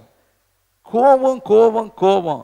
வேதம் சொல்லுது, கோபம் கொண்டாலும் சொல்லுங்க பாவத்தை மட்டும் செய்யாதே. உங்கள் எரிச்சல் சூரியன் அஸ்தமிக்கிறதுக்கு முன்னே டவுன் ஆயிரணும். 4 மணிக்கு கோவப்பட்டீங்கன்னா 6 மணிக்கு முடிச்சிடணும். 5 மணிக்கு கோவப்பட்டீங்கன்னா 6 மணிக்கு முடிச்சிடணும். 5:55க்கு கோவப்பட்டீங்கன்னா 6 மணிக்கு முடிச்சிடணும். காலையில் கோவப்பட்டீங்கன்னா சாயந்தரம் வரையும் வச்சுக்கோங்க, ஆனால் பாவியாக மாறிடுவீங்க. அதுங்காட்டி ஏதாவது ஒன்று செஞ்சு பாவத்தின் மேலே பாவத்தை செஞ்சிடுவீங்க. சாயந்தரம் படுக்க போகிறப்ப சமாதானத்தோடு போங்க, சாரி கேட்டுக்கொள்ளுங்க, முந்தி போய் கணம் பண்ணிடுங்க. ஏன் இறங்கி ஒரு ஸ்டெப் போனால் என்ன உங்களுக்கு குறைஞ்சு போயிடும்? சாரிப்பா மன்னிச்சிருக்கேன்னு சொல்லிட்டா தப்பே கிடையாது, நீ நல்லவனாயிரலாம். சமாதானம், உன் சமாதானத்தை காத்துக்கொள்ள நீ சாரி கேட்டுரு. சாரி கேட்க முந்திக்கொள். 1 நிமிஷம் நீ இறங்கிட்டேன்னா உனக்கு சமாதானம் இருக்கும், உனக்கு சந்தோஷம் இருக்கும், உனக்கு நிம்மதி இருக்கும், நீ நல்லா தூங்கலாம். ஆனால் சாரி மட்டும் கேட்கலன்னு வச்சுங்களே, அது உன் மனசை வருத்தி வருத்தி வருத்தி வருத்தி சர்க்கரை, பிபி, கொலஸ்ட்ரால், இன்னும் இருக்கக்கூடிய எல்லாம் என்னென்ன உலகத்தில் இருக்குதோ அத்தனை ஏறி உச்ச தளத்தில் போய் நிற்கும். அப்புறம் நீயே வியாதிக்காரியாக தான் படுக்கையில் தான் கிடக்கணும். அது மேலே தயவுசெய்து வேதம் சொல்றாரு, சகோதரனை நியாயம் இல்லாமல் என்ன செய்யக்கூடாது? கோபம். அடுத்து, அப்படி கோபிச்சேன்னா நியாய தீர்ப்புக்கு ஏதுவாய் மாறுவாய். அடுத்து, தன் சகோதரனே யூஸ்லெஸ், எல்லாம் அவன் விளங்க மாட்டேன், உருப்பட மாட்டேன், படிக்க மாட்டேன், இவன் ஆகாதவன், இவனுக்கு ஒன்றும் தெரியாது, அவன் ஒன்றும் தெரியாது, இவன் படிப்பு இல்லாதவன், முட்டாள். நம்ம என்னெல்லாம் நம்ம பெரிய யோக்கியதை மாதிரி, நம்ம தான் கரெக்டான ஞானவான் மாதிரி, நம்ம தான் எல்லாம் தெரிஞ்சவங்க மாதிரி, நம்ம நேராக வானத்திலிருந்து இறங்கி வந்தவங்க மாதிரி மற்றவங்களெல்லாம் சர்வ முட்டாள நினச்சிக்கிட்டு என்னன்னு சொல்லக்கூடாதுன்னு சொல்கிறாரு. வீண் என்று சொல்லாதே, யாரையுமே யூஸ்லெஸ்ன்னு சொல்லாது. எல்லாத்துக்குள்ளேயும் ஒரு கிஃப்ட் இருக்கும். தேவன் ஒரு மனுஷனை படைச்சாருன்னா அவனுக்கு ஒரு தூதனை வைக்கிறார். இப்போ பிளஸ்ஸினா ஒரு தூதன் இருக்கிறார், சலோமினா ஒரு தூதன் பக்கத்தில் நிற்பார். இந்த பொண்ணை படைக்கும் பொழுதே ஒரு கிஃப்ட் ஆஃப் ஃபயரை கொடுத்துருப்பார், ஒரு ஞானத்தை கொடுத்து, ஒரு விவேகத்தை கொடுத்து அந்த பிள்ளையை அவர் படைச்சிருப்பார். இல்லாட்டி ஆடா மாட்டா படைச்சிருக்கலாம்ல. மனுஷனா படைச்சாருன்னா அவனுக்கு செய்ய வேண்டிய எல்லாவற்றையுமே செய்யணும். இப்போ பாருங்க, இந்தியாவில் எல்லாத்துக்கும் ஆதார் எடுத்தாகணும், எல்லாருக்கும் என்ன இருக்கணும், ரேஷன் கார்டு இருக்கணும், எல்லாருக்கும் என்ன இருக்கணும், அடுத்து ஓட்டர் ஐடி இருக்கணும், இதெல்லாம் இருக்கணும். ஒரு குடிமகன்னா இது பூரா இருக்கணும். அப்போ பரலோகம் ஒரு பொண்ணை உருவாக்குதுன்னா, ஒரு ஆணை உருவாக்குதுன்னா அவங்களுக்கு வேண்டியதை கொடுத்து தான் அனுப்போம். அவங்கள போய் நம்ம வீணு அப்படின்னு சொல்லாத. தயவுசெய்து யாரையுமே லாயக்கில்லாதவங்க, வேண்டாதவங்க, விளங்காதவங்க, உருப்பிடாதவங்க சொல்லுவாங்க, வந்து பிறந்திருக்கு பார், வந்து வாச்சிருக்கு பார், வந்து ஏன் தலையில் மாட்டியிருக்கு பார், அப்படிலாம் சொல்லாத. அடுத்தவங்களை மரியாதை குறைச்சல எந்த வார்த்தையை சொல்லாத. ஆண்டவருடைய நியாய தீர்ப்புக்கு நீ ஏதுவாயிருவ. மூணாவது காரியத்தை பாருங்க. அடுத்து, தன் சகோதரனை வீண் என்று சொல்லுகிறவன் ஆலோசனை தங்கத்திற்கு ஏதுவா இருப்பான், மூடனே என்று சொல்லுகிறவன். இதெல்லாம் வார்த்தை தானே. இதில் தான் உன்னை கர்த்தர் சோதிச்சு பார்க்குறார். வார்த்தையால் நீ சோதிக்கப்படுவ. முதல் சோதனை வார்த்தை தான். அதனால தான் உன்கிட்ட உண்மை இருக்குதோ இல்லையோன்னு சொல்லி உன் வார்த்தை சோதிக்கப்படுகிறது. நீ கண்ணு கரெக்டு தாங்க, உன் கை கரெக்டு தாங்க, உன் ஜெபம் கரெக்டு தாங்க, பேச்சு மட்டும் ஓட்ட பேச்சா இருக்கே, பேச்சு மட்டும் சரியில்லையே. வேதத்தில் ஒரு வார்த்தை இருக்கிறது, குந்தி குந்தி பேசுகிறவனை அவனை அழகா சொல்கிறாரு, அவன் பேச்சு சரியில்லைன்னா அவன் வாழ்க்கையே சரியில்லாமல் போயிருங்கிறார். சரி, வசனத்தை வாசிக்கும். பேச்சால் வார்த்தையால் சோதிக்கப்பட்ட ஒரு நபரை நான் உங்களுக்கு காண்பிக்கிறேன். யோபு புஸ்தகம். அவன் வார்த்தை எப்படி சோதிக்கப்பட்டுச்சு, அவன் வார்த்தையை கர்த்தர் எப்படி சோதித்து அறிந்தார் என்பதை நான் 3 காரியத்தை சுருக்கமாக வச்சு முடிச்சிடுறேன். வாசிக்கலாம். யோபு புஸ்தகம் 1:11. தேங்க்யூ வண்டர்ஃபுல் த ஹோலி ஸ்பிரிட். வாசிக்கலாமா? ஆனாலும் உம்முடைய கையை நீட்டி அவனுக்கு உண்டானவைகள் எல்லாம் தொடுவீரானால் அப்பொழுது உமது முகத்துக்கு முன்பாக உம்மை. பிசாசு நல்லா கவனிக்கணுங்க. 2 பாயிண்ட் சொல்கிறேன், நல்லா குறித்து வச்சுங்க. முதல்ல உங்கள் மேலே கவனம் வைப்பான், அடுத்து உங்கள் மேலே கையை வைப்பான். நல்லா தெரிஞ்சுக்குங்க. கவனம் வச்சுட்டான்னா உன் மேலே கையை வச்சிருவேன். கர்த்தர் கேட்குறாரு, நீ எங்கிருந்து வருகிற? பூமி எங்கும் உலாவி வருகிறேன். அப்போ கர்த்தர் சொல்றாரு, என் தாசனாகிய யோபுவின் மேல் கவனம் வைத்தாயோ. அப்போ கவனம் யார் மேலே வைக்கிறானோ அவங்க மேலே அவன் கையை வைக்க போறான்னு அர்த்தம். அவங்கள சோதிக்க போறான்னு அர்த்தம். அவங்களுக்கு ஆபத்து வரப்போகுதுன்னு அர்த்தம். பேதுருவை பார்த்து கர்த்தர் சொல்றாரு, சாத்தான் உன்னை சோதிக்கும்படி என்னிடத்துல வேண்டிக் கொண்டான், நானோ உன் விசுவாசம் ஒளிந்து போகாதபடி உன்னிடத்துல உனக்காக நான் வேண்டிக் கொண்டேன். அப்போ பேதுருவுக்கும் ஒரு சோதனை இருக்குது.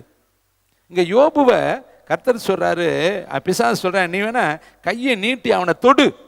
அப்போ தூசிக்கிறானோ இல்லையோ. அப்போ எங்க இருக்கு வார்த்தை? தூசணங்கிறது வாயில வர்றது. அப்போ உன் வார்த்தை சோதிக்கப்படும். உன் வாயில தூசணம் வருதா வரலையான்னு கர்த்தர் சோதிப்பாரு. உன் வார்த்தையில உண்மை இருக்குதா இல்லையான்னு கர்த்தர் சோதிப்பாரு. உன் வார்த்தையில எதை நீ பேசுகிறாய் என்பதை கர்த்தர் சோதிப்பாரு. நம்ம என்ன பண்றது செய்யுமா? எங்க கர்த்தர் தர்றார்? இத்தனை நாள் போய் ஒரு பிரயோஜனம் இல்லை. சும்மா கத்திக்கிட்டே அவர் 40 நாளைக்கு ஜெபத்தை வச்சுக்கிட்டே கிடக்கிறார். என்ன பிரயோஜனம்? இதாங்க வார்த்தையை சோதிக்கிறது. இந்த வார்த்தை பரலோகத்துக்கு போயிடும். இந்த வார்த்தையை பிசாசு பிடிச்சுக்குவேன். இந்த வார்த்தையை கொண்டுட்டு போய் உன்னை குற்றப்படுத்துவேன். பார், உன் பிள்ளை எப்படி சொல்கிறான் பார், நீ இவனுக்கு போய் நன்மை செய்யணுங்கிற, இவனுக்கு போய் அற்புதம் செய்ய திட்டமிட்டிருக்கிற, அந்த அற்புதம் அவனுக்கு நடக்கக்கூடாதுன்னு தடையாய் நிற்பான். இப்போ யோபுவை பிசாசு சோதித்ததனுடைய காரணம் என்னன்னா, தேவனை அவன் தூசிக்கணும். அதான் மெயின் பாயிண்ட். ஒன்னே ஒன்று, அவன் வாயில தூசணம் வரணும், தேவனை தூசிச்சிடணும். அதுக்கு தான் இத்தனை நெருக்கமும் இத்தனை சூழ்நிலைகளும் அவனுக்கு வந்ததுக்கு ஒரே ஒரு காரணம், அவன் தேவனை தூசிக்கணும். அவன் சொன்னதும் இல்லாமல் அவன் வாய் மனைவிக்குள்ள பிசாசு பூந்து மனைவி சொல்ற வார்த்தையை பாருங்களே. அடுத்த வசனம் 2ஆம் அதிகாரத்தில் 9ஆம் வசனம். இவன் தூசிக்கான பாருங்கிறேன். மனைவி என்ன சொல்றா பாருங்க. அப்பொழுது அவன் மனைவி அவனை பார்த்து, நீ இன்னும் உம்முடைய உத்தமத்தில் உறுதியாய் நிற்கிறீரோ தேவனை. அப்ப இவளுக்குள்ள இருக்கிற ஆவியும் பிசாசு ஆவியும் என்ன தெரியா? புரியுதுங்களா? லிங்க் ஸ்பிரிட் இங்கே அலம்போது பாருங்க. ஒன்ன ஸ்பிரிட். பிசாசு என்ன சொல்றேன்? தூசிக்கானோ பாரும். இவன் என்ன சொல்றா? தூசிப்பான். தூசி, தேவனை தூசி. அப்ப 2 ஆவியும் ஒண்ணுதான். அது பிசாசு ஆவி. அந்த ஆவி யாருக்குள்ள இருக்கு? யோபுவோடைய மனைவிக்குள்ள இருக்கு. இவளும் இதைத்தான் சொல்றா, தூசிக்கு, தேவனை தூசி. அவன் சொல்றான், நீ கையை வையி, அவன் உன்னை தூசிக்கானோ பாரும். அப்ப வார்த்தையை கர்த்தர் சோதிக்கும் பொழுது உன் வார்த்தையில நீ சிக்கி கொள்ளக்கூடாது, வார்த்தையில நீ மாட்டிக்கொள்ளக்கூடாது. மனதார சத்தியத்தை பேசணும், புறங்கூறக்கூடாது. அடுத்து கடைசியில் இன்னொரு காரியம் அதுல இருக்குது. என்ன அதுல இருக்குன்னா, நாவினால் ஆணை இட்டதில் தனக்கு நஷ்டம் வந்தாலும் தவறாது இருக்கிறான். ஒரு முறை ஆணையிட்டுட்டோம்னா, ஒரு தடவை உன்னை சொல்லிட்டோம்னா, சங்கீதம் 15:4 ஆணை இட்டதில் நீ தானே ஆணையிடுற, நீ தானே வந்து பொருத்தனை பண்ற. 1ஆம் தேதி என்னென்ன பொருத்தனை பண்ணியிருப்ப, அண்ணால் பொருத்தனை பண்ண குழந்தை கிடைச்சா கொடுத்துட்றேன், பொருத்தனையை நிறைவேற்றினா. ஒரு பொருத்தனை பண்ணினா, நான் யுத்தத்துக்கு போயிட்டு ஜெயித்துட்டு வந்தேன்னா முதல்ல வர்றதை உனக்கு நான் கொடுத்துட்றேன். பொருத்தனை ஆணை இட்டான், அந்த ஆணையை அவன் நிறைவேற்றினான். அப்போ ஆணை இட்டுட்டேனா, சொல்லிட்டேனா, தேவனுக்கு ஒரு பொருத்தனை பண்ணிட்டேனா, அந்த பொருத்தனையை மாற்றுகிறவன் உண்மையுள்ளவன் அல்ல. உன் வார்த்தையை கர்த்தர் சோதிக்கிறார். உன் வார்த்தையை கர்த்தர் தராசுல கொண்டு வந்து நிறுத்துறாரு. நீ வார்த்தையில சோதிக்கப்படுகிற. இந்த சோதனையில் நீ ஜெயிச்சிட்டேனா உனக்கு புகழ்ச்சி உண்டு, கனம் உண்டு, மேன்மை உண்டு. உன்னை கர்த்தர் தன்னுடைய கரத்தில் அலங்காரமான கிரீடமாக எடுத்து பயன்படுத்துவார். அருமையான தம்பி, தங்கச்சி, தாயை, தகப்பனே, இப்போ யோபுவை பிசாசு சோதிச்சானே, மனைவி சோதிச்சாலே, மனைவி மூலியமா இப்போ உனக்கு மனைவி சோதனை கொண்டு வருவா, உனக்கு புருஷன் சோதனை கொண்டு வருவேன், உனக்கு மகன் சோதனை கொண்டு வருவேன். யாரு மூலியமாவும் சோதனை வரும், யாரு மூலியமாவும் பிரச்சனை வரும். ஆனால் நீ சொல் தவறக்கூடாது, நீ உத்தமத்தை விடக்கூடாது. பாருங்க, யோசேப்புக்கு எந்த வீட்டில் குடியிருக்கிறானோ அந்த வீட்டுக்குள்ள இருந்தே பிரச்சனை வந்துச்சு. கவனிங்க, அந்த வீட்டுக்குள்ள இருந்தே பிசாசு எலும்பி இவனை சோதிக்கிறான். எப்படியாவது பாவம் செய்ய வச்சிடலான்னு நினைச்சா அதுலேயும் அவன் தப்பிச்சிட்டான். அப்போ உனக்கு சோதனை நம்பினவங்க மூலியமா வரும், பக்கத்து வீட்டுக்காரங்க மூலியமா வரும், பழகினவங்க மூலியமா வரும். தாவீதோடைய மகனே தாவீதோடைய மகளை தீட்டுப்படுத்தினான். எங்க இருந்து பிரச்சனை எங்க இருக்கு பார்த்தீங்களா? யாக்கோப்புடைய மகன் ரூபன் யாக்கோப்புடைய மனைவி கிட்ட தவறு பண்ணினான், தன் மஞ்சத்தில் ஏறினான். அதனாலதான் ரூபனை அவர் சபிக்கிறாரு, நீ என் மஞ்சத்தில் ஏறினவன் மேன்மை அடைய மாட்டாய். பார்த்தீங்களா? வீட்டுக்குள்ளேயே பிரச்சனை இருக்கு. நம்ம நினைச்சுக்கிட்டு இருக்கோம் எங்க பாவம் இருக்குன்னு உனக்கு தெரியாது. நீ யாருக்கிட்ட பழகுறியோ அவங்க என்ன நினைக்கிறான்னு உனக்கு என்ன தெரியும்? அவங்க உன்னை குறித்து எப்படி யோசிக்கிறாங்கன்னு உனக்கு என்ன தெரியும்? அவங்க உன்னை குறித்து என்ன நினைப்பு வைத்திருக்கிறாங்க நமக்கு என்ன தெரியும்? அருமையான தேவனுடைய பிள்ளைகளே, இங்க வேதம் சொல்லுது பாருங்க, பிசாசு சோதிக்கிறதுக்கு கேட்டுட்டான், சோதிச்சுட்டான்.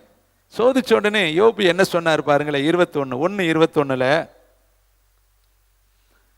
நிர்வாணியாய் நான் தாயின் வயிற்றிலிருந்து வந்தேன், நிர்வாணியாய் அவ்விடத்திற்கு திரும்புவேன். கர்த்தர் கொடுத்தால், கர்த்தர் எடுத்தால், கர்த்தருடைய நாமத்துக்கு ஸ்தோத்திரம் என்றான். இவை எல்லாவற்றிலும் கைத்தட்டி வாசிக்கலாமா? யோபு பாவம் செய்யவும் இல்லை. தேவனை பற்றி சொல்லுங்க, குறை வாயில வார்த்தை சோதிக்கப்படுகிறது. இந்த போட்டி, இந்த சோதனை அவன் வாயால தூசிக்கணும். இந்த போட்டியில யோபு வாயில தூசிக்கல, தேவனை குறித்து குறை சொல்லல. அவன் சொல்றான், கர்த்தர் கொடுத்தார், கைத்தட்டுங்க, கர்த்தர் எடுத்தார், கர்த்தருடைய பரிசுத்த நாமத்திற்கு ஸ்தோத்திரம். யோபு பாவம் செய்யவில்லை, தன் தேவனை குறை சொல்லவில்லை. அப்ப இந்த சோதனை வாயில தான் இருக்குது. இந்த வாயால தான் அவனை சோதனை பண்ணி பாவம் செய்ய வைக்க பிசாசு தூண்டுறான். ஆனா யோபு அதை புரிஞ்சுக்கிட்டு கரெக்டா கர்த்தரை மகிமைப்படுத்தி தேவனை உயர்த்தி டாப்ல வச்சுட்டான். கர்த்தருக்கு ஸ்தோத்திரம். வெக்கப்பட்டு போயிட்டான். பாதாளம் வெக்கப்பட்டுச்சு, நரகம் வெக்கப்பட்டுச்சு. மனைவியை பார்த்து கடிஞ்சுக்கிறான், பைத்தியக்காரியா நீயே. இப்போ ஒரு கேள்வி நம்மளை பார்த்து வேதம் கேட்குது, நீயும் கோபம் வந்தோடனே தூசிக்கிறியே, கோபம் வந்தோடனே வேதத்தை படிக்க மாட்டேங்கிறியே. இந்த அருமையான மகள் சாட்சி சொன்னாங்க இல்லையா? என்ன சொன்னாங்க? என் பிள்ளை ஜபத்தை விட்டுருச்சு, என் பிள்ளை பைபிள் படிக்க மாட்டேன்ருச்சு, சோர்ந்து போச்சு. நீயும் சோர்ந்து போயிட்டியா? நீ இன்னைக்கு வேதத்துக்கு முடிவு கட்டிட்டியா? ஆலயத்துக்கு முடிவு கட்டிட்டியா? ஐக்கியத்துக்கு முடிவு கட்டிட்டியா? நீ இன்னைக்கு ஏன தானே என்று காலாட்களோடு ஓடும் பொழுதே நீ ஓட மாட்டேன்னா ரதத்தோடு எப்படி ஓடுவ? இங்கேயே உன்னால பாட்டு பாடி ஜெபிக்க முடியாத நீயே பரலோகத்தில் எப்படி போய் பாட்டு பாடுவ? என் கேள்விக்கு மட்டும் ஒரு நிமிஷம் பதில் சொல்லுங்க. இங்கேயே 2 பாட்டு பாடங்காட்டி இத்தனை மூச்சு முட்டி போதே, பரலோகம் முழுது துதியினால் நிரம்பி இருக்குமே, ஆராதனையினால் நிரம்பி இருக்குமே, 24 மணி நேரம் அங்கே ஆராதனை நடக்குமே, அங்கே போய் உன்னால் எப்படி பாட முடியும்?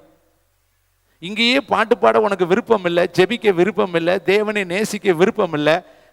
உனக்கு விருப்பம் இல்லாத உனக்கு எப்படி கர்த்தர் பரலோகத்தை கொடுத்து உன்னை உட்கார பண்ணுவார்? அங்கே வேற வேலையே இல்லையே. அங்கே உனக்கு சமையல் வேலை கிடையாது, சாப்பாட்டு வேலை கிடையாது, வேலைக்கு போக வேண்டியது கிடையாது, அங்கே எந்த வேலையும் கிடையாது, குளிக்கிறது கிடையாது, ஒன்றும் கிடையாது. அங்கே ஒரே ஒரு வேலை, 24 மணி நேரம் கர்த்தரை துதிக்கிற வேலை. ஹலோ, எல்லாம் ஜீவனோடு தானே இருக்கிறீங்க? அதுக்கு ரெடி ஆயிட்டீங்களா? இந்த மனதுக்கு நீங்க வந்துட்டீங்கன்னா நீதிமான் எடுத்துக்கொள்ளப்படுகிறான். சோதனை வருவதற்கு முன்பாகவே நீதிமானை கர்த்தர் இளைப்பாறுதலுக்குள்ள எடுத்துக்கொள்கிறார். நீ ரெடி ஆயிட்டேன்னா பரலோகம் எடுத்துக்கும். நீ இன்னும் ரெடி இல்லை. இன்னும் 1 மணி நேரம் ஜெபத்துக்கே நீ போடுற முக்கிறதும் போனங்கிறதும் குழம்புறதும் ஒர்ஷிப்பா. மெதுவாக போய்க்கலாம். ஒர்ஷிப்லாம் கத்திக்கிட்டு கிடப்பாங்க, முறைன்னு கத்துவாங்க. இந்த கத்துக்கே நீ இப்படி சொன்னேன்னா பரலோகத்தில் சத்தத்தை நான் காட்டவா? 1/2 மணி நேரம் அமைதல் உண்டாயிற்று. ரட்சணியமும் கனமும் மகிமையும் கர்த்தருக்கேன்னு சொல்லி அல்லேலூயா என்று ஆர்ப்பரித்தார்கள். பரலோகமே துதியால தாங்க. அங்கே வேற எதுவுமே இருக்காது. இங்கேயே ட்ரெயின் அப் எடுத்துகிட்டு போயிட்டேன்னா ஜீவனோடு அங்கே போய் இருக்கலாம். இல்லாட்டி என்ன சொல்வேன், என்னால் இங்கே இருக்க முடியல ஆண்டவரே, இந்த பிள்ளைகளை ஹாஸ்டலில் விட்டுட்டு வீட்டுக்கு வரங்காட்டி என் பிள்ளைங்க மூட்டையை கட்டிட்டு ரெடியாக நிற்கிங்க. என்ன சொல்லுங்க, எனக்கு புரியல, என்னால் இருக்க முடியல, வசதி இல்லை, வாய்ப்பு இல்லை, ரோடு சரியில்லை, வீடு சரியில்லை, நண்பன் சரியில்லை, பாடம் புரியலை, நான் பழைய புருடி கதவை திருடின்னு அங்கேயே வந்துடுறேன். இந்த பாட்டுக்கே உன்னால் உட்கார முடியலன்னா அந்த பாட்டுக்கு எப்படி உட்கார? அங்கே தாவீது இருப்பானே, அங்கே மோசே தம்பூர் எடுத்துக்கிட்டு அவார்டில் மீரியாம அடித்தான்னு காது காதாவில் அடிப்பா, டன்னு ஆட்டுவாளே, எப்படி உட்காந்துருப்ப? இங்கேயே காது சத்தம் கேட்க முடியலன்னா கற்பனை பண்ணி பாருங்க. அந்த பரலோகத்தில் போய் உங்களுக்கு என்ன வேலை? 24 வருஷம் தேவனை மகிமைப்பு, வேற வேலையே கிடையாது. அந்த இடத்துக்கு தான் இது ப்ரிப்பேர் ஆகக்கூடிய அபியாசம். கைத்தட்டி கர்த்தருக்கு நன்றி சொல்லுங்க. இங்க வேதம் அழகாய் சொல்லுகிறது, யோபுவை எப்படியாவது பிசாசு தூசிக்க நினைச்சான், வச்சிடலான்னு நினைச்சான். ஆனா பரலோக ஆவியானவர் அவனுக்குள்ள ஸ்ட்ராங்கா இருந்தார். அவன் சொல்றான், கர்த்தருடைய நாமத்துக்கு ஸ்தோத்திரம். அவன் சொல்ற ஒரு வார்த்தையை சொல்லி நான் முடிக்கிறேன். அடுத்த பகுதி யோபு 23:10. யோபு 23:10. தேங்க்யூ வண்டர்ஃபுல் த ஹோலி ஸ்பிரிட்.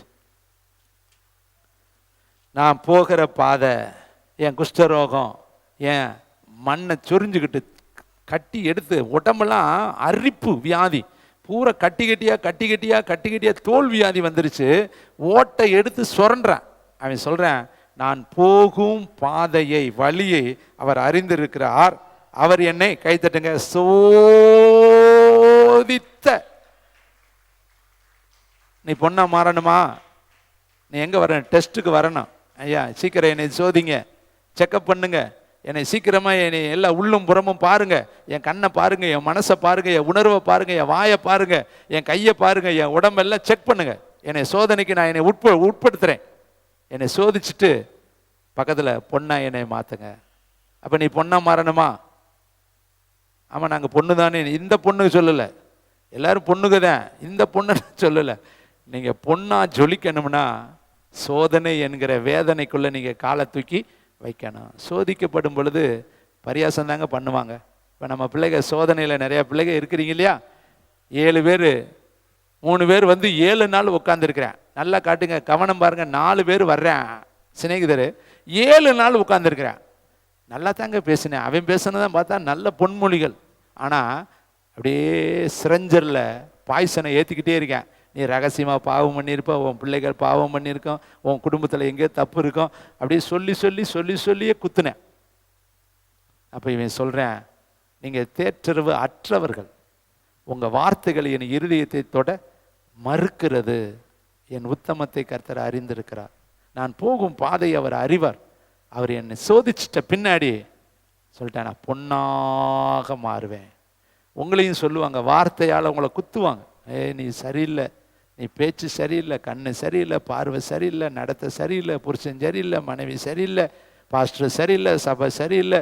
என்ன சொன்னாலும் நீங்கள் கீழ்ப்படாதீங்க. யார் சொன்னாலும் உங்கள் இதயத்தை தொட விடாதீங்க. சொல்லுங்கள், நாங்கள் இந்த பாதையில் போகிறோம், சோதிக்கப்பட்ட பின்பு பொண்ணா மாறுவோம். சொல்லுங்க, சோதிக்கப்பட்ட பின்பு சொல்லுங்க பொண்ணா மாறணும். யோபுவை சோதிச்சான் வார்த்தையால. வார்த்தை தாங்க முக்கியம். வார்த்தையை மட்டும் விட்டுறாத, வார்த்தை அவுட்புட் பண்ணிடாத. உன் வாயிலிருந்து தரமாட்டாரு, கொடுக்க மாட்டாரு, செய்ய மாட்டாரு. அவர் கண் இல்லை, காது இல்லை, சொல்லாத. உன்னை சோதிக்கிறாரு, பொண்ணா மாத்த போறாரு, டாப்ல தூக்க போறாரு. உனக்கு நிகரானவங்களே இந்த உலகத்துல இருக்க மாட்டாங்க. பாருங்க, இந்த இத்தனை 18 பட்டியலையும் டாப்ல என்னை கர்த்தர் வச்சிருக்கிறார். கைத்தட்டி கர்த்தருக்கு நான் எல்லாமே டாப்புங்க. யாருக்குமே இந்த எல்லையில கிடைக்காத அந்தஸ்தையும் அதிகாரத்தையும் கர்த்தர் கொடுத்திருக்கிறார். என்னுடைய நான் நினைச்சு கூட பார்க்கல, இவ்வளவு உயர்வு இந்த எல்லைகளில் கர்த்தர் எனக்கு கொடுத்திருக்கிறார்னா அதுக்கு ஒன்னே ஒன்று, சோதித்தாரு. அந்த சோதனையில் நான் உண்மையாய் நின்றேன். கர்த்தர் அதை பார்த்தாரு, இன்னைக்கு தூக்கி இருக்கிறார். கைத்தட்டு உங்களையும் தூக்குவார். எஸ்தர் மாதிரி தூக்குவார், ரூத்து மாதிரி உங்களை தூக்குவார், மொர்தெக்காய் மாதிரி உங்களை தூக்குவார், யோசேப்பு மாதிரி உங்களை தூக்குவார், தாவீது மாதிரி உங்களை தூக்குவார், இயேசுவை மாதிரி உங்களை தூக்குவார். ஆனா சோதனையில மட்டும் வார்த்தையை மட்டும் விட்டுறாதீங்க. இன்னைக்கு ஒரே செய்தி தான், வார்த்தை குறித்து எச்சரிக்கையாயிரு. தாவீது சொல்ற, என் வாய்க்கு காவல் வையும். அடுத்து நீங்க எதுல எச்சரிக்கையா இருக்கணும்? இன்னும் நிறைய காரியங்கள் பேசிக்கிட்டே போனா நிறைய ஆயிப்போயிரும். நீதிமொழிகள் 29:20. உன் வார்த்தை பதறக்கூடாது. சீக்கிரமா எடுப்போம், வேகமாய். தேங்க்யூ, வண்டர்ஃபுல் த ஹோலி ஸ்பிரிட். நீதிமொழிகள் 29:20. வார்த்தையில் அதான் இருமனம் உள்ளவன். இதை ஒன்றை பேசுறது, அதை ஒன்றை பேசுறது, இன்னைக்கு ஒன்றை பேசுறது, நாளைக்கு ஒன்றை பேசுறது, இங்கே ஆராதனையில் ஒன்றை பேசுறது, வெளியே போய் ஒன்றை பேச. பதறாத காரியம் சொல்லுங்க. கான்ஃபிடென்ஸா இருங்க. உனக்கு ஒரு மேய்ப்பர் இருக்கிறார். தாவீது சொல்றாரு, கர்த்தர் என் மேய்ப்பர், நான் தாழ்ச்சி அடைய மாட்டேன். அவர் என்னை புல்ல இடத்துக்கு நடத்துவார், அமர்ந்த தண்ணீர் அண்டையில கொண்டு போவார். சிங்கக்குட்டிகள் பட்டினி கிடக்கும், கர்த்தரை தேடுகிற எனக்கு ஒரு நன்மையும் குறைய. பக்கத்தில் சொல்லுங்க, ஒரு நன்மை கூட உனக்கு குறையாது பாப்பா.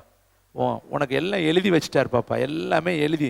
ஒரு தொடைய முன்னந்தொடைய சவுலுக்கு எடுத்து வைக்க சொன்னாருன்னா எவ்வளவு அக்கறை உள்ள தேவன். நாளைக்கு வர்றவனுக்கு இன்னைக்கு எடுத்து வைக்க சொல்லியிருக்கிறார். அப்ப எவ்வளவு ப்ரீ பிளான் கர்த்தர் வச்சிருக்கிறார் பார். போங்க, கழுதை கட்டி இருக்கும், நீங்க போங்க, அங்க சமுக்காலம் விரிச்சிருக்கோம், அங்க போய் தூண்டில் போடு, மீன் இருக்குது, அந்த மீன் வாய்க்குள்ள வெள்ளி பணம் இருக்குது, எடுத்து உனக்கும் எனக்கும் கட்டிரு. நம்ம இடர்லாம் இருக்கக்கூடாது. பார்த்தீங்களா, தேவன் அற்புதத்துக்கு ஆயத்தமா எல்லாமே வச்சிருக்கிறார். உனக்கும் வச்சிருக்கிறார். உனக்கு என்ன வேணுங்கிறது கர்த்தருக்கு தெரியும், எப்ப வேணும். எனக்கு வேதத்தில் ரொம்ப கிரேட் வேடு, எனக்கு பிடிச்ச வேடு எலிசபெத்தும் சகரியாவும். அதை படித்து நீங்கள் நல்ல தியானிச்சிருப்பீங்கன்னு நினைக்கிறேன். யோசித்து பாருங்களே, அவனை குறித்து ஏசாயாவில் எழுதுறார். என்ன சொல்றாரு? அவன் முன்ன காட்டு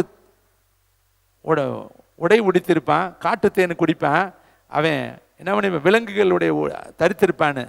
இயேசு கிறிஸ்துக்கு முன்னாடி அவன் நடப்பான்னு எழுதி வச்சிருக்கிறாரு. ஏசாயாவில் இருக்கு இதெல்லாம். அப்போ அவன் யாரு? அவன் தான் யோவான் ஸ்நானகன். அவன் யாருக்கு முன்னாடி வரணும்? இயேசுவுக்கு முன்னாடி வரணும். அப்போ இயேசுவுக்கு முன்னாடி வரணும்னா 6 மாதம் கேப்பில் தான் 2 பேர் வரணும். ஆனால் அவங்க வசனம் சொல்லுது, அம்மாவும் அப்பாவும் வயது சென்றவர்கள், கர்த்தரிட்ட சகல கற்பனையின்படி குற்றமற்றவர்கள், ஆனால் குழந்தை பாக்கியம் இல்லை. எவ்வளோ ஜோம் பண்ணியிருப்பாங்க. ஊரெல்லாம் அவங்களுக்கு எத்தனை முத்திரை குத்தி இருக்கும். ஊரெல்லாம் என்னெல்லாம் சொல்லியிருக்கு, என்னையா நீ ஜெபம் பண்ணுற, என்னையா நீ சபைக்கு போகிற, என்ன உங்க பாஸ்டர், என்னதான் நீங்கள் போய் ஜெபம் பண்ணுறீங்க, இந்த ஒரு காரியம் நடக்கலையே. நமக்கு அப்படி தாங்க, நமக்கு நடக்காத எத்தனையோ காரியம் இருக்குது, நமக்கு டிலே ஆகிக்கொண்டு இருக்கிற எத்தனையோ காரியம் இருக்குது. ஒத்துக்கொள்ளணும், உண்மைதான். ஆனால் அதுக்கு வரும், தாமதம் ஆனாலும் வரும், காத்திரு, முடிவில் அது விளங்கும். ஆனாலும் ஒரு உண்மை சொல்லட்டா, சகரியா ஊழியம் செய்வதற்கு சீட்டை வாங்கினான். கைத்தட்டுங்க. அவனுக்கு எத்தனை பிரச்சனை இருந்தாலும் ஊழியத்தை நிறுத்தல, ஊழியத்துக்கு போக்கு காட்டல, ஊழியத்துக்கு தாமதம் பண்ணல, சீட்டு வாங்கிட்டான்.